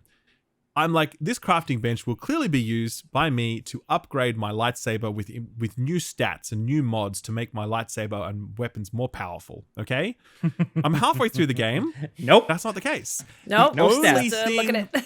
The only thing these workbenches are used for is customizing the look of your lightsaber after you've unlocked different cosmetics that And allow you to BD1. customize it. And BD1, of course. But I'm like, at first I was like, this is so dumb. Why would you do this? You've got all these benches around. What a waste of time.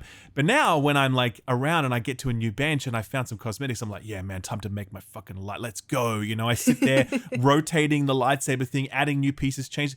I love it. I love it. And I just think it's such an interesting, as I said, it's a fascinating approach to cosmetics because they're all in-game, earned for free. They are the central driver of exploration in the game. And there are these benches that really kind of encourage you to just fuck around and make your cool ass lightsaber and whatever. And I just think it really shows how much Respawn understood the appeal of that and lent into it, because I think most other games would have this as just like a little side thing, but this is like a very core part of the game. I love it. It feels important to the average Star Wars fan. Yeah. Because I mean, I don't know if you guys have ever been to the Galaxy's Edge at Disneyland for Star Wars. Ooh. Ralph, when you are here, if you want to go, we'll go. I'd like to go. There Drink the blue you can purchase a like replica lightsaber of your favorites, or you can make your own lightsaber from start to finish. And it's like a lightsaber ceremony. You choose your saber crystal, and you like are given pieces, and you are amongst people in the room. And that whole thing is like a 35-minute experience. And you just feel so like, this is my lightsaber because I'm a Jedi. And that's exactly... Does that cost like $4,000 to do that? It's a lot. it's like I think it's like $85, I think, something like that.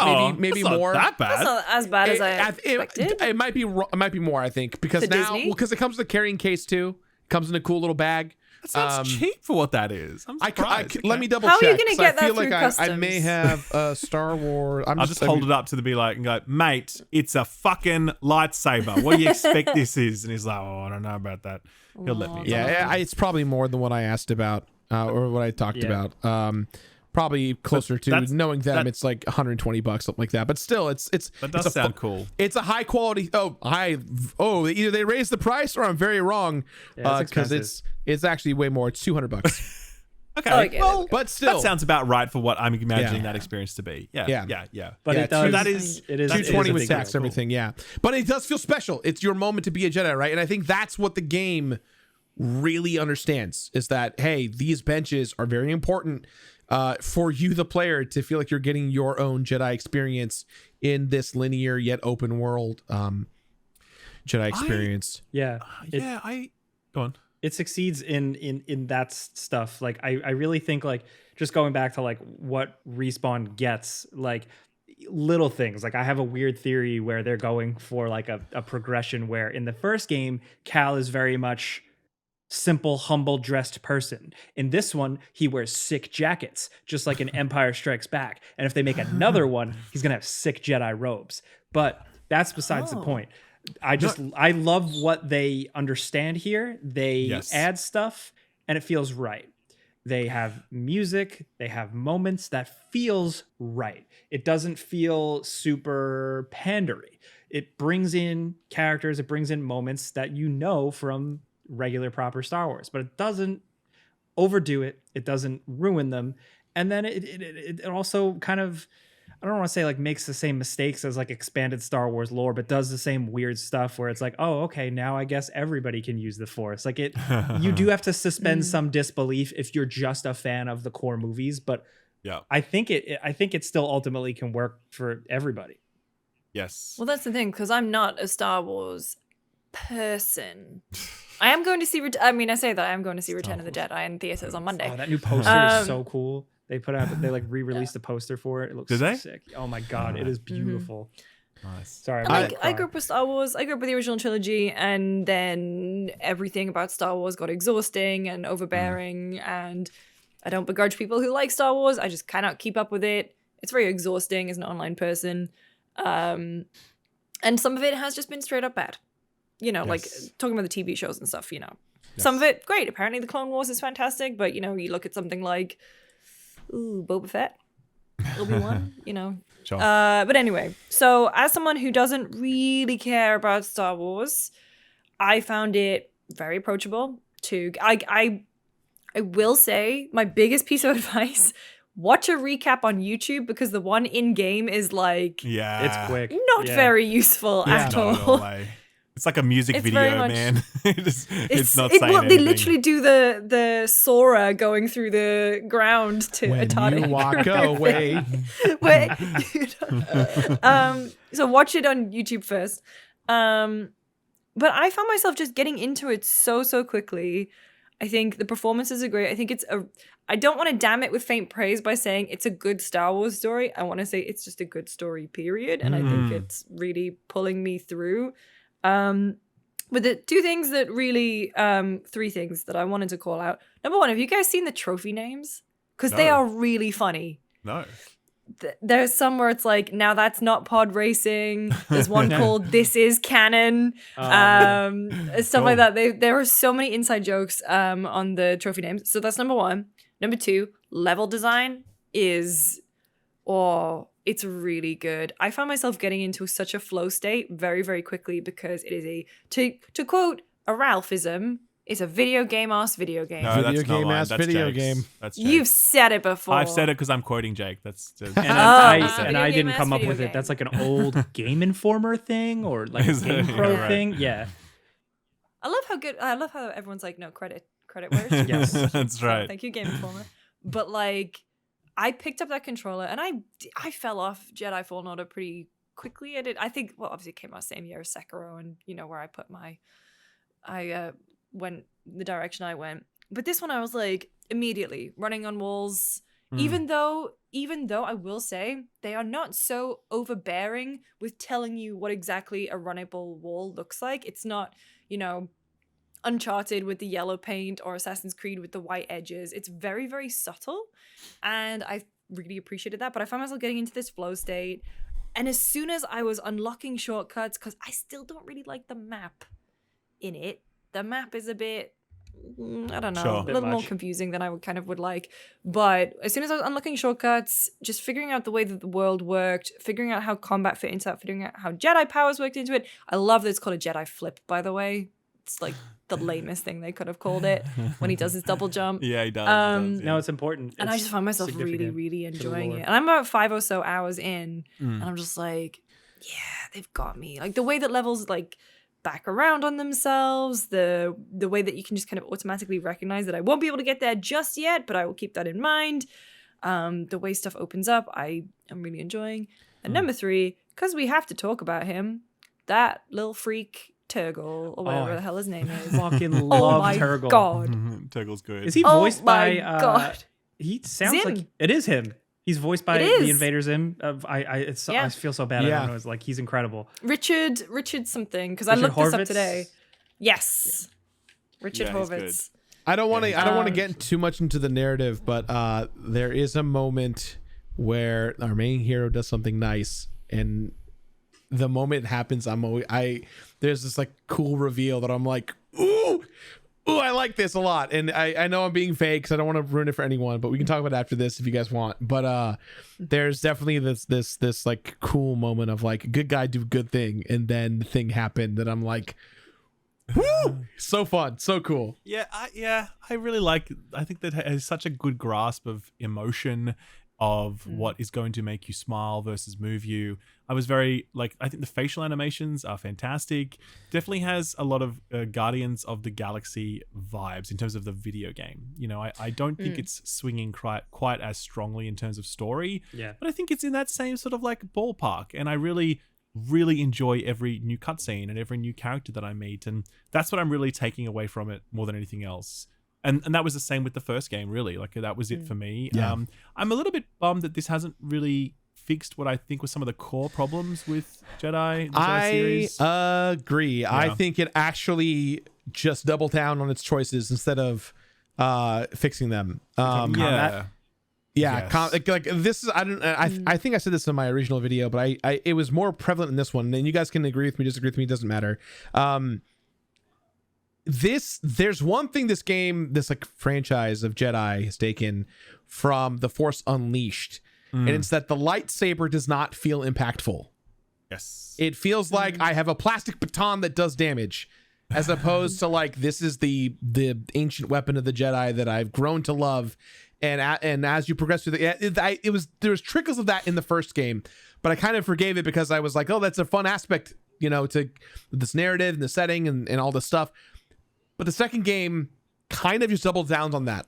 It just feels like I have a cool lightsaber, but it's also kind of plasticky in the way that combat is fleshed out. I don't know if you guys feel the same way, but no, I think totally. they've done the best they can with that being a reality where you can't one hit kill everything. I think they have the best kind of compromise between like the when enemies kind of deflect you, like you're like, okay, I get it. Like you at least get scorch marks. Now arms and legs do pop off for the finishers. For me, it's like cool. I still get, as much as like, you have to whack an enemy a couple of times. When you do something skilled, the game really makes you feel like you are super adept, and you get that satisfaction, that endorphin rush, at least for me, when I walk into a room and it's like two skinny little string bean battle droids and you're like, there he is, get him. And you cut one down, you deflect like when you just get like a perfect boom, boom, boom, no hit run, like it's like, that was good. Yeah. But I get what you mean. I get why some people just feel like it's like a wiffle ball bat. I think it's just always going to be a thing with Star Wars, unfortunately. You might be right, but I feel like there are certain ways to make it progress more efficiently. I don't know. Ralph, what were you going to say, Ralph? No, I was going to say I totally agree with Shake in that when you are fighting little stormtroopers, battle droids, that when you can do the one-hit shit, it really feels on point. Yeah. Because, you feel like a badass Jedi and this is sick. But I think the combat really breaks down when anything takes more than a few hits to kill. Not because it's about the immersion factor of the lightsaber or whatever, because I just think it's kind of clunky and awkward, and it's like the animation pairing is not great. The hit detection is not great. The way enemies move, it's not fluid. I don't think it's a good combat framework. And I think I've become more discerning about this over the years, like as I've been reviewing games and focusing more on this stuff. I think when I played the original, I was like, it's fine. It's a Jedi game. We swing the lightsaber. We have some fun. And that is true, by the way. Like, I enjoy the combat. It's a good laugh, like whatever. But I definitely don't think it's good combat. And I think that its issues are really highlighted during boss battles. I'm not sure what you guys have you've done many bosses. I've probably done half a dozen. I would say creature battles. They suck. They really suck. Creature battles, I like the one-on-one lightsaber stuff, though. Yeah, even then, I just feel like it's very easy and cheesy, and like it's just super simple to just hit the block button at a random time, and you'll probably parry. You swing your sword. The combos aren't particularly interesting. You don't have a broad moveset that really allows you to be expressive. There's nothing that really links you between the different stances that you can move from one to the other in some cool combo. There's nothing like that. It's just very functional, very basic. And so I get through combat as something just to get through rather than something I really enjoy. I love the cutscenes. I love the exploration. I love this world. I love this sense of Star Wars. But the combat is just and when I get to a boss, I'm just like, this is annoying. Have you guys noticed bosses also 1 or 2 hit you? Have you guys found that in some bosses? Well, man, I'm just like, what's going on here? Like, this is not fun. Some of them were bullshit. I'm playing on Grand Master Jedi setting, so but like even on the normal difficulty, you'll encounter some creature bosses like the Rancor. Rancor. Yeah. He will just one hit you, and you're just like, it's not fair. What's going on here? And it's like, it's not like you're under leveled for that zone or anything, or if you are, it doesn't tell you. Yeah. And I'm just like, all right, I guess I'll just do it again, but never get hit the whole encounter and just do it until it's perfect, which some games demand that in a certain ways, but not this one and not in this way. And it sucks, So, I think what this game does is bolt on a bunch of new stuff versus fixing some of the core stuff, which is okay, I think. Structurally, it's really interesting how much this becomes like God of War Ragnarok, I think. With this this base, this ensemble cast of characters that you're bringing in, these hub worlds that you explore for different reasons. The other one felt kind of like Uncharted 4 or like Lost Legacy. Damn it, Ralph! Get out of my head. I wrote both of these into my Jedi Survivor script. Now I have to go back and fix it, Ralph. Damn it! Sorry. Great minds, man. Great minds. But No, but it is. It's like it makes that transition into a broader, RPG epic almost. And I think it's a successful transition because those other elements that it adds, they work. But again, one of God of War is this masterpiece in large part because its combat sandbox is just so fucking good. Yeah. And this does not hold a candle to that. And if it did, I think, this game would hold a lot more appeal, especially to the, hardcore, melee action and purists and whatever. I think because that's where I do agree with you. I like the combat because I'm coming to it more for the wish fulfillment, the fun of it. I think the visual effects, the feedback, the vibration of the controller, the when you get the power, like I love that stuff. But everything you said about like the stances, changing between the stances, and my big complaint I said in the before you buy was move variation. I want more. I don't necessarily need a million stances. Yeah, sure. I want more move variation within just maybe one or two. You upgrade the skill tree is decent. You'll get a couple of things, but nothing massive. You're still kind of doing the same couple of swings you're doing from the beginning of the game to the end of the game. There's other things built on that, but I could have used a little more. Yeah, totally. Hey, you guys all played it on PS5, right? Yeah, and it was... I feel so bad for you, man, because I've had no issues at all, really. I have some frame drops, in the Discord, you were like, hey, guys, I don't have sound. I played it on PC. The PC port is...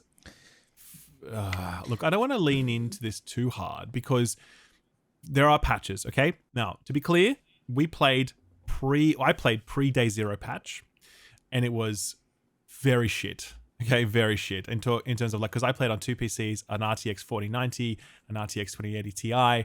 2080 Ti in the open world sections, I could not maintain a stable 30 FPS at 1080p low settings. It was fucked. It was properly fucked. And in the more linear sections, it's better. Even turning on Fidelity FX does basically nothing. It just massively degrades the image. My 4090 machine, playing it at 4K with high settings, no ray tracing on, it can't maintain a stable 60 FPS in the open world settings. When you're in the more narrow areas, it's 75-ish. Open your menu and it drops to 20 FPS. Transition between areas, it drops to 30 FPS. It's fucked. Plus, I had this audio glitch where every single cutscene I was playing, the audio was massively desynced and repeating over and over again. So the characters were talking over each other with repeating lines of dialogue. It wasn't just one cutscene, it was every cutscene, okay? So that was pre-Day Zero patch. And then the Day Zero patch arrived and EA says, look, it's going to deliver some improvements. And I'm like, okay, cool. Tested it, did nothing. I still had the same audio glitch. I still had the same poor performance. That is where I'm at right now, and I will be trying the new patch that apparently is going to drop for launch. They're going to do a day one PC patch. I don't believe consoles are getting another patch, but I know PC is. So it's really, really fucking shit. I've never once had a situation, because I actually review games on the 2080 Ti machine, because the 4090 is hey guys, it runs really well on a $9,000 PC. That's dumb, okay? So I try and review it on the 2080 Ti, which is still a strong card, by the way. But that's the first time I've ever reviewed something where I'm like, you know what? I can't review it on this machine. It's too shit. I just had to step off it. And so I've actually reviewed the half of the game that I've played on the 4090, and even then not been remotely satisfied with its performance. Critically, changing options doesn't do anything. You can lower the resolution down to 1080p on an RTX 4090 card and still will not be able to hit 60 FPS. You lower everything to low settings, you don't gain any. So the optimization plus GPU and CPU utilization when I was testing them never went above 30 or 40% on my high-end machine, which obviously just tells you there's all sorts of problems. So I don't know, again, maybe you're playing this now when this podcast is live and the day's one patch worked a miracle and it runs fantastically well. That'll be the very first time I've ever seen that happen in the entire time I've reviewed video games. I'm pretty sure it's still going to be a massive mess. And it's such a bummer because I really like this game in many aspects. But I'm probably just going to put it down for now and not finish it until these PC patches roll through. Because It's that bad. Like, again, I have all my cutscenes are fucked. Like, I can't listen to them. You know what I mean? And all the emotion that I see in those cutscenes is kind of sucked out by this glitch. And when I'm entering open world spaces, the frame rate just chugs down. I enter combat. It's awful, you know? So, yeah, very rough. Two things real quick. One, I don't know about you, Jake, but my PS5 experience was pretty good, but it got better after a patch. Like, it was rough the first couple days, and then when the patch came out, it performed better. It's got like a lot of those same weird things as Hogwarts Legacy. It's got like these weird flickering textures. It's got like occasional a lot of that. frame drops and weird issues. Like, it's still definitely a little undercooked. Yeah, For sure. Two, the second thing I want to talk about is Ralph. Greg Miller from Kind of Funny just tweeted Greg Miller from Kind of Funny just tweeted at you not in the middle of this podcast recording. Oh God. And what's he doing? He's playing his heel character. He's playing his heel character of the anti-PC guy. Maybe that's just him. You know, I'm starting to believe it more and more. And I just want to quote. I want to read his quote for you right now, Ralph. This is about your tweet, about your review. He said, "If there had only been a brave, handsome soul who for 16 plus years had spent his career talking about the dangers of PC gaming." This is in regards to himself. "Shucks, we just could have seen this coming. Thoughts and prayers to PC gamers and their life partners." And then he put bracket their pet rats. So Greg Miller, I know you don't watch this show because you're busy making like 3,000 other shows. Relax, dude. Let some room for us out there. If you want to come on our show and talk about it, you're great. You're more than welcome to. But wait, until I'm just then, gonna find the Succession "Shut Up, Greg" reaction image. yeah. To be fair, I will back Greg a little bit on this, because anytime my PC stops working or I have an issue, which is all the time, I turn it to him and I'm like, I hate PC gaming. It's the worst. Like, hey, when I do pop off. When I completed Dead Space, they gave me a Dead Space room. They gave me a PC code, and I was like, console, and they said no, PC, and I ran into more bugs on PC. For like it wasn't that bad, but there were a couple of game-breaking bugs where I had panic attacks, and then luckily they had a patch that fixed it before the game came out. But I was definitely going like, why didn't they get a PS5 code? But you know, I slightly agree with Greg, but I don't agree with his overall sentiment. I mean, it's we actually joked about this recently, where I was like, this is why I'm a PC gamer, because, you know, 9 out of 10 ports suck, but sometimes you get a good one and it's all worth it, you know. And it's a joke, but it's also partly true right now, in the sense that, yeah, most PC ports seem to really fucking suck. And like, it's so annoying. Look, and this is the thing, right? I'm sympathetic to developers, because when you're making a game for one console, that's your baseline. You make it for that one console, and you know what it's capable of, and you can optimize it for that one device. When you make a game for PCs, you are talking about so many graphics cards, so many like hard drive configurations and speeds, CPUs, whatever, so many things that you need to make room for to get a game properly optimized. We always use the word optimization. None of us know what that actually means. Like, we don't know what it means to actually optimize a video game, right? But we know that it should be done. And I am sympathetic to developers whose job it is to optimize games so they work properly on PC, because I know it's much harder than doing it on console, for sure. Having said that, if it's not optimized, just fucking delay the game, okay? Just say, guys, it's coming out on console on this day. We're not happy with the PC port yet. We're going to release that in a few weeks or whatever when it's done. The PC community will be like, thank you for being honest with us. We appreciate you. I'm sure some people will bitch. And to your credit, Ralph, though, I think that, like, when you have a console game, it's usually tied to a physical release as well, right? For a big box thing. So Best Buy or Target or Walmart getting copies of Jedi Survivor, right? That's a hard release date they can't. But PC, very rarely is there ever. Yeah, it's a digital code at the end of the day. So like in that instance, pushing it a couple days or a week for it to be better does make the better call, I feel. Because like, look, Wild Hearts, for example, another title from EA recently, it's actually a really great game. Like, really recommend it if you're into that sort of thing. But it just completely lost all momentum on launch because of its horrible performance. And in particular on PC, where it was just atrocious. And it's kind of like, how much is that worth to you? You know, is that not worth coming out and saying we're delaying the game for 6 weeks, 2 months, so that you get a positive news cycle when that game launches? Like, maybe the eggheads or whatever you call it, business people are like, no, we're going to lose money if we do that, because they don't delay their games on PC. I don't know, because it's crazy to me how often this happens, and also how flagrant it is. It's not just a few hiccups here and there. It's clearly very broken ass PC ports that are properly fucked, that they would have been able to see in development, and they ship them anyway. And it's kind of like, oh man, are they all just low priority or something? Like, is it just they're all I don't know. No, the PC or market is massive. That's the thing. It's bigger than it could ever be. It's so big now. So why? I think. Well, there might be a couple things, right? Like, you know, this is me just speculating. I'm not a professional, please. Like the 4090 generation of current GTX cards, right? When did it officially come out? Last year? Yeah, like last November, December. So the card's not even a year old, right? No, barely 6 months.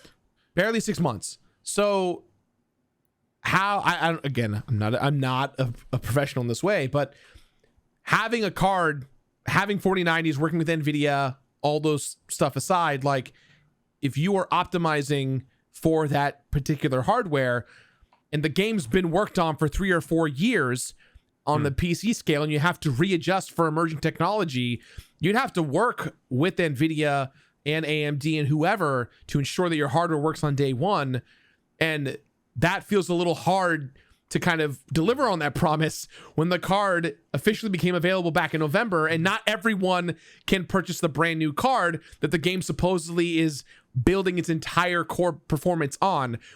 You know what I mean? So like that has to play a factor. I right? understand what you're saying. And again, I'm not a developer, so I can't say definitively one way or the other, but ideally it's essentially, my understanding is that it should be fine for developers. The 4090, for example, just gives you a lot more grunt and a lot more power. You know what I mean? So theoretically, it should be like, well, we've just got some more headroom for us to be able to operate in. And so therefore, you know, we baselines for around some lower end cards. That's where we want to get the thing running really well and comfortably. And then we want to be able to add on additional features and higher performance with higher end cards. Again, I'm talking on my ass here. I'm not a developer, whatever else, right? But I think you make an interesting point about working with the likes of NVIDIA, because this game does not ship with DLSS.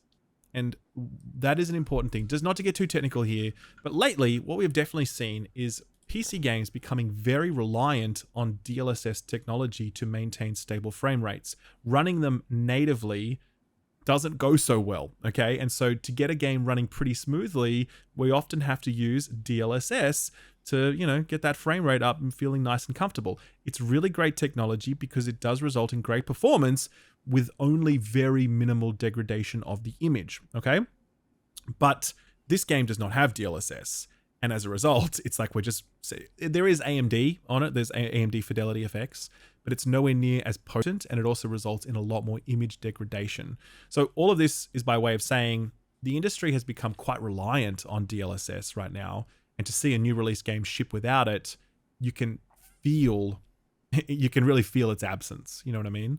So yeah, man, the state of PC development is not great right now, and we shouldn't be relying on third-party solutions like DLSS. The base product should work regardless of Fidelity FX or DLSS or whatever, and that's definitely not happening on too many games, which really sucks. So yeah, I don't know, like I would never give up PC gaming though. I mean, I'm like ride or die with this shit. Like as that joke earlier, 9 out of 10 suck, but 1's good. But when 1 is good, it's really good. You know, like I play Destiny on my machine, and it's at 120 FPS, keyboard and mouse controller. Like, it's beautiful, and you just can't get that same experience on a console.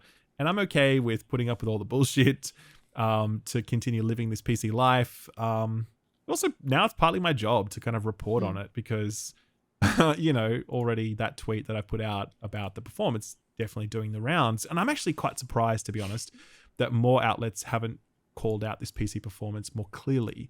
because it's so problematic. And I've read through some of these reviews, and I'm like, you reviewed this on PC, and I don't know. I'm surprised, to be honest. Yeah, I always kind of defer to you in my reviews. I was like, hey, if you want someone who is more technically minded on that, I'm just like the fun factor guy. Is it good? Is it bad? I always say check out Scale Up or Digital Foundry, because I still think those perspectives are valid. And I think it's like people who are equipped to do a really good service. So thank you for filling that void. Not to like kiss your ass, but... No, but I mean, I feel like my technical knowledge is like a 4 out of 10, for example. Like I just get the basics, right? But then there's like Digital Foundry who really know their shit, and I definitely flick people onto them as a lot as well, and say, you know, because they're like that sort of 8, 9, 10 out of 10 level of knowledge when it comes to this stuff. And I'm really eagerly anticipating their video on Jedi Survivor, because like I know that they are testing it, and I mean, they have 2 eyes like I do, and they have frame counters, and they're going to be able to see it. And so that's going to be interesting coverage from them for sure. Well, with that, let's move on over to one of my favorite segments to make me feel old. It's This Week in the Way Back, hosted by our King Gerard. Hello, I'm the King Gerard. What's going on, everyone? This day in gaming, we're talking about the weeks of April 18th up through, the week of April 18th through the 27th plus, around that zone. You guys ready to feel real old? I'll go first. Always. I'll go first. Ladies and gentlemen, 1992. Let me tell you about a little game called Kirby's Dream Land for the Game Boy, the very first Kirby game. Oh, all right. Wow. 1992. Kirby's younger it is than I thought. 31 years old. 30 years. Yeah, that's pretty old. 31. I mean, that's old in Thank game you. terms, Thank but you. I always thought he was older than that. I thought he was an 80s boy. Nope. He's a baby boy. He's a 90s kid, like us. God bless him. Yeah, right. Jake, what do you got for us? Wait, is Kirby a boy? I don't know. I don't know. Actually, Why don't I know that? I feel like it could be an it, just because it's like an alien thing. Is Kirby a boy? Hey Google, is Oh. Kirby a boy? Is Kirby a guy? He's described. He's a dude. Is Kirby a dude? Yeah, he is. Yeah, Kirby described by Nintendo as a boy, allegedly. In the original Okay. English manual for Kirby's Dream Land in 1992, he is described as a boy. Perfect. There you Preferred as go. a But little Sakurai has said that Kirby's a genderless. My Google Okay. is still reading the description. Stop. Google, stop. He's telling me about his creation and how he was a little boy in 1992 on the manual. Stop. Okay, we're good. Sorry, excuse me. Jake, what's your game in the way back this so week? I'm predictable, and everybody thought I was going to do Metal Gear Solid Peace Walker, which is 13 years ago, but I'm not going to do that. I'm going to do Grand Theft Auto 4, which released 15 years ago in 2008. Dude, it's a big anniversary year for Rockstar. Because it's, 15 years for GTA 4, 5 years of Red Dead 2, 10 years of GTA. 5 years of Red Dead? I want to go back to bed. Yeah, That's and it's crazy. the company's 25th anniversary is all this year. Wow. Well, I think a good one is definitely Grand Theft Auto 4. I really like it. It definitely set the stage for how Rockstar games would kind of play and feel moving forward. But I really keep going back to it. And the busted PC version. See what I did there? Specifically because it's a really good snapshot of New York. It is not New York, it's Liberty City, but it is heavily, heavily inspired by real New York. And I still think that game, to this day, with its age, captures like the feel, the atmosphere, the essence of New York more than most games really have. And I think that's absolutely wild. New York has changed. New York feels different now. But I like going back to that for like that old, real, genuine New York feel. It is so cool. The neighborhoods are perfect. The neighborhoods actually kind of like vaguely feel and look and appear how they are in real life. Like it really like was something else. And then of course, like the fact that they like told like the story of an immigrant coming to New York, like was very cool. A really interesting story. It kind of like, it was still like wacky GTA weirdness, but you know, you could tell it was Rockstar wanting to tell more complex, more nuanced stories. So it was kind of like a really good kicking off point for that. And Nico was awesome. I just love Nico. I also loved the Ballad of Gay Tony DLC. Oh, hell yeah. It's amazing. Yeah. It's great. It's so much fun. Yeah. Just a good package. I mean, the Lost and the Damned, Ballad of Gay Tony, like there was like good variety to that. Like those were genuinely exciting expansions. Like I don't even want to say DLC. DLC feels like negative. Like they were just genuine expansions, and I love that game. It's a weird one. It's not the best controlling or best playing or best driving, but it's just charming.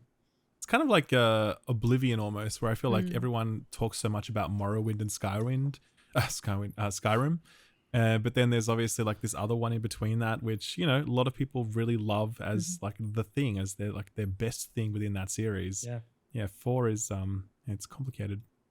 My one is 39 years ago this week, Duck Hunt released on the NES. Wow. 39 years. Can you believe that?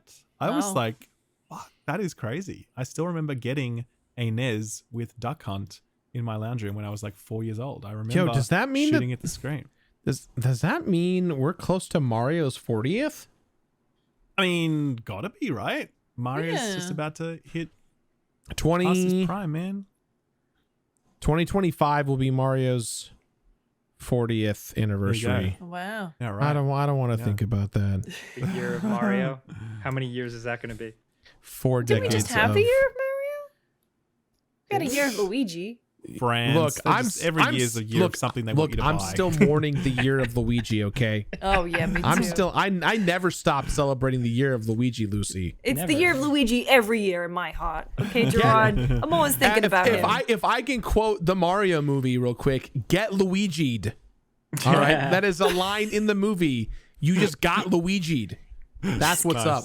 Duck Hunt was genuinely really fun to play. So I got incredible. it as I had an NES first, but I was a 90s kid. So like I had seen 3D games, but like the actual games I had first was Duck Hunt, Super Mario, like the third one, Tetris, like stuff like that. But Duck Hunt was the one where it just felt so just like quirky and weird with how the dog would laugh at you, and the dog on screen had like emotion to him, and like he actually kind of like Mario is like a little like couple of pixels blob. The dog popped up on screen and like looked like a cartoon, and it was like mind-blowing at the time. It's so stupid, but that also the zapper itself is just such a good peripheral. It was. Like, it's sturdy. It was so sturdy. Like it really felt fantastic to hold it. Yeah. And you felt like such a badass shooting it. You know what I mean? Like that feeling, that never got old. Like playing Time Crisis in arcade or back in the PS1 when you like got the light guns at home. That's the true. true. Just never wore off. That's the true problem with like the evolution of HD TVs and even modern arcades. Is that like I was at Round 1 the other day and I was playing a Tomb Raider like 4-player shooter game. Oh, the arcade one based off the arcade 2012's game? Yes. Yeah. And I was looking at the gun. The gun felt very real and very sturdy, and how you reloaded was you cocked it from the top. But I looked and there was no like CRT sensor thing. I think it's AR or IR, or I don't know how they received it, but it just didn't feel like a CRT experience, because in my opinion, CRTs just emulate the best way of a light gun game. Just the technology was genius for what it is. You don't see that anymore. It's now, if you do, it's like you put your Wiimote in a plastic, or your Wiimote in a gun, or nowadays your Switch in a little gun holder, and you try and play House of the Dead remake at 1 FPS. Oh. Anyways, Lucy. Yeah. Oh, me. What is your pick? So mine is not, I don't know. I was surprised at this one. I felt it came out much more recently, but 6 years ago this week was What Remains of Edith Finch, which is one of my favorite games of all time. I've never played it. Oh, it's I never great. finished it. As someone with a weird family who has experienced a lot of death, Oh, I've done finger guns so many times in this episode. I'm so sorry. I don't know what's got into me. Especially in that one. Yeah. Experienced a lot of death. Hey, points to Hey. No, it is a really beautiful and well-told story about grief and death and family members who maybe don't necessarily communicate as much, and all set in this really beautiful, quirky house. And I just remember the first time I ever played it getting completely overwhelmed by it. Especially, I mean, everyone's always going to call out the bathtub. I think if you've played the game, you know exactly what I'm talking about with the bathtub. And I think it was just such a creative way to explore grief. And it's kind of one of the games that I always point to when people ask me, you know, what more is there to do with video games beyond shooting or slicing stuff up with swords? And I'm like, you can experience stories like What Remains of Edith Finch. And so I fully recommend that one. 6 years ago. Thank you, Lucy. That's been This Week in the Wayback. I guess back to you, Jake. Thanks, Gerard. It's like the weather. Back to you in the studio. As you can see, there's a lot of shit behind me over here, and over here we've got. Sorry, go ahead. So that's it. We made it another week. Thank you very much to you guys for listening, watching, rating. Thank you to our sponsors for having our back. Thank you to people who submitted questions. We'll get to more of them next week. Of course, that email is contact@friendspersecond.com. Shoot us whatever you want. We'd love to hear you. But what? Shoot us questions. Whatever you want. Throw us questions. Shoot us questions. Don't shoot us. Those questions. User questions. That's right. Those user questions. For our project. Just be a good user. Yeah. Be a good user for the user. Anybody that's got also anything? sorry. Sorry, go ahead. So that's also a good shout. Actually, we should probably say that we actually have some new people helping out in the podcast. Oh, yeah. We'll give them a quick shout out. Yes. We have a new editor by the name of Stuart, and I don't know his last name. Actually, Stu Kimball.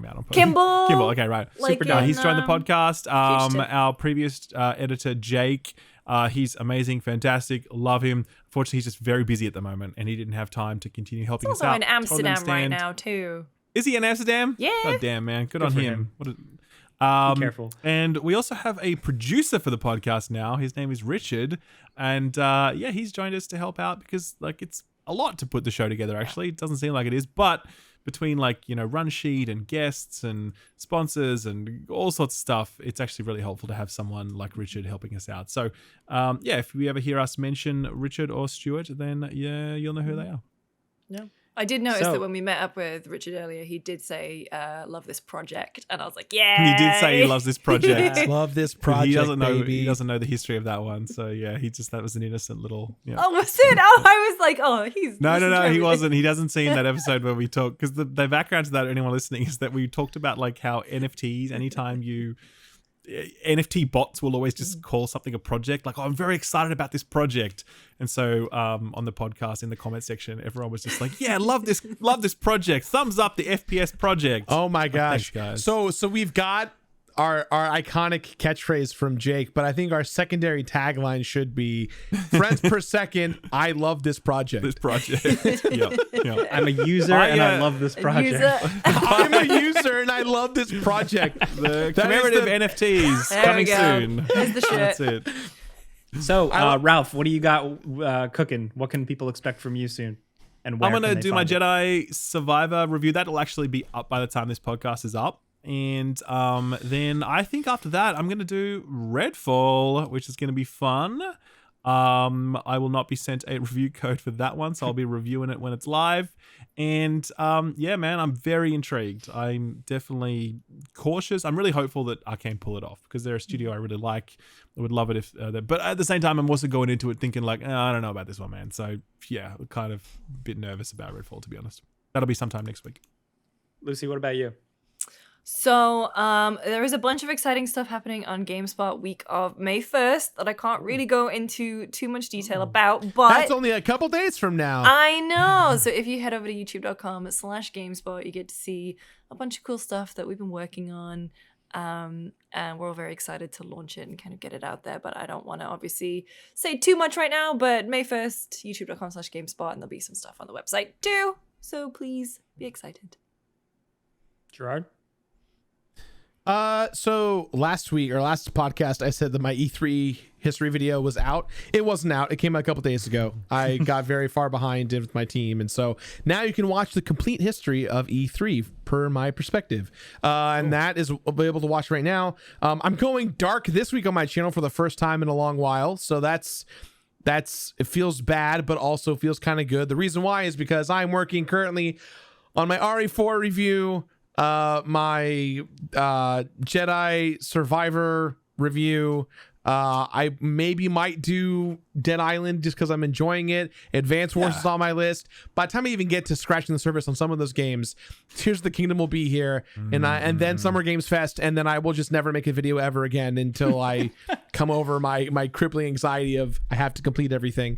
But if you like speedrunning and if you like Twitch, I am learning how to speedrun Shovel Knight.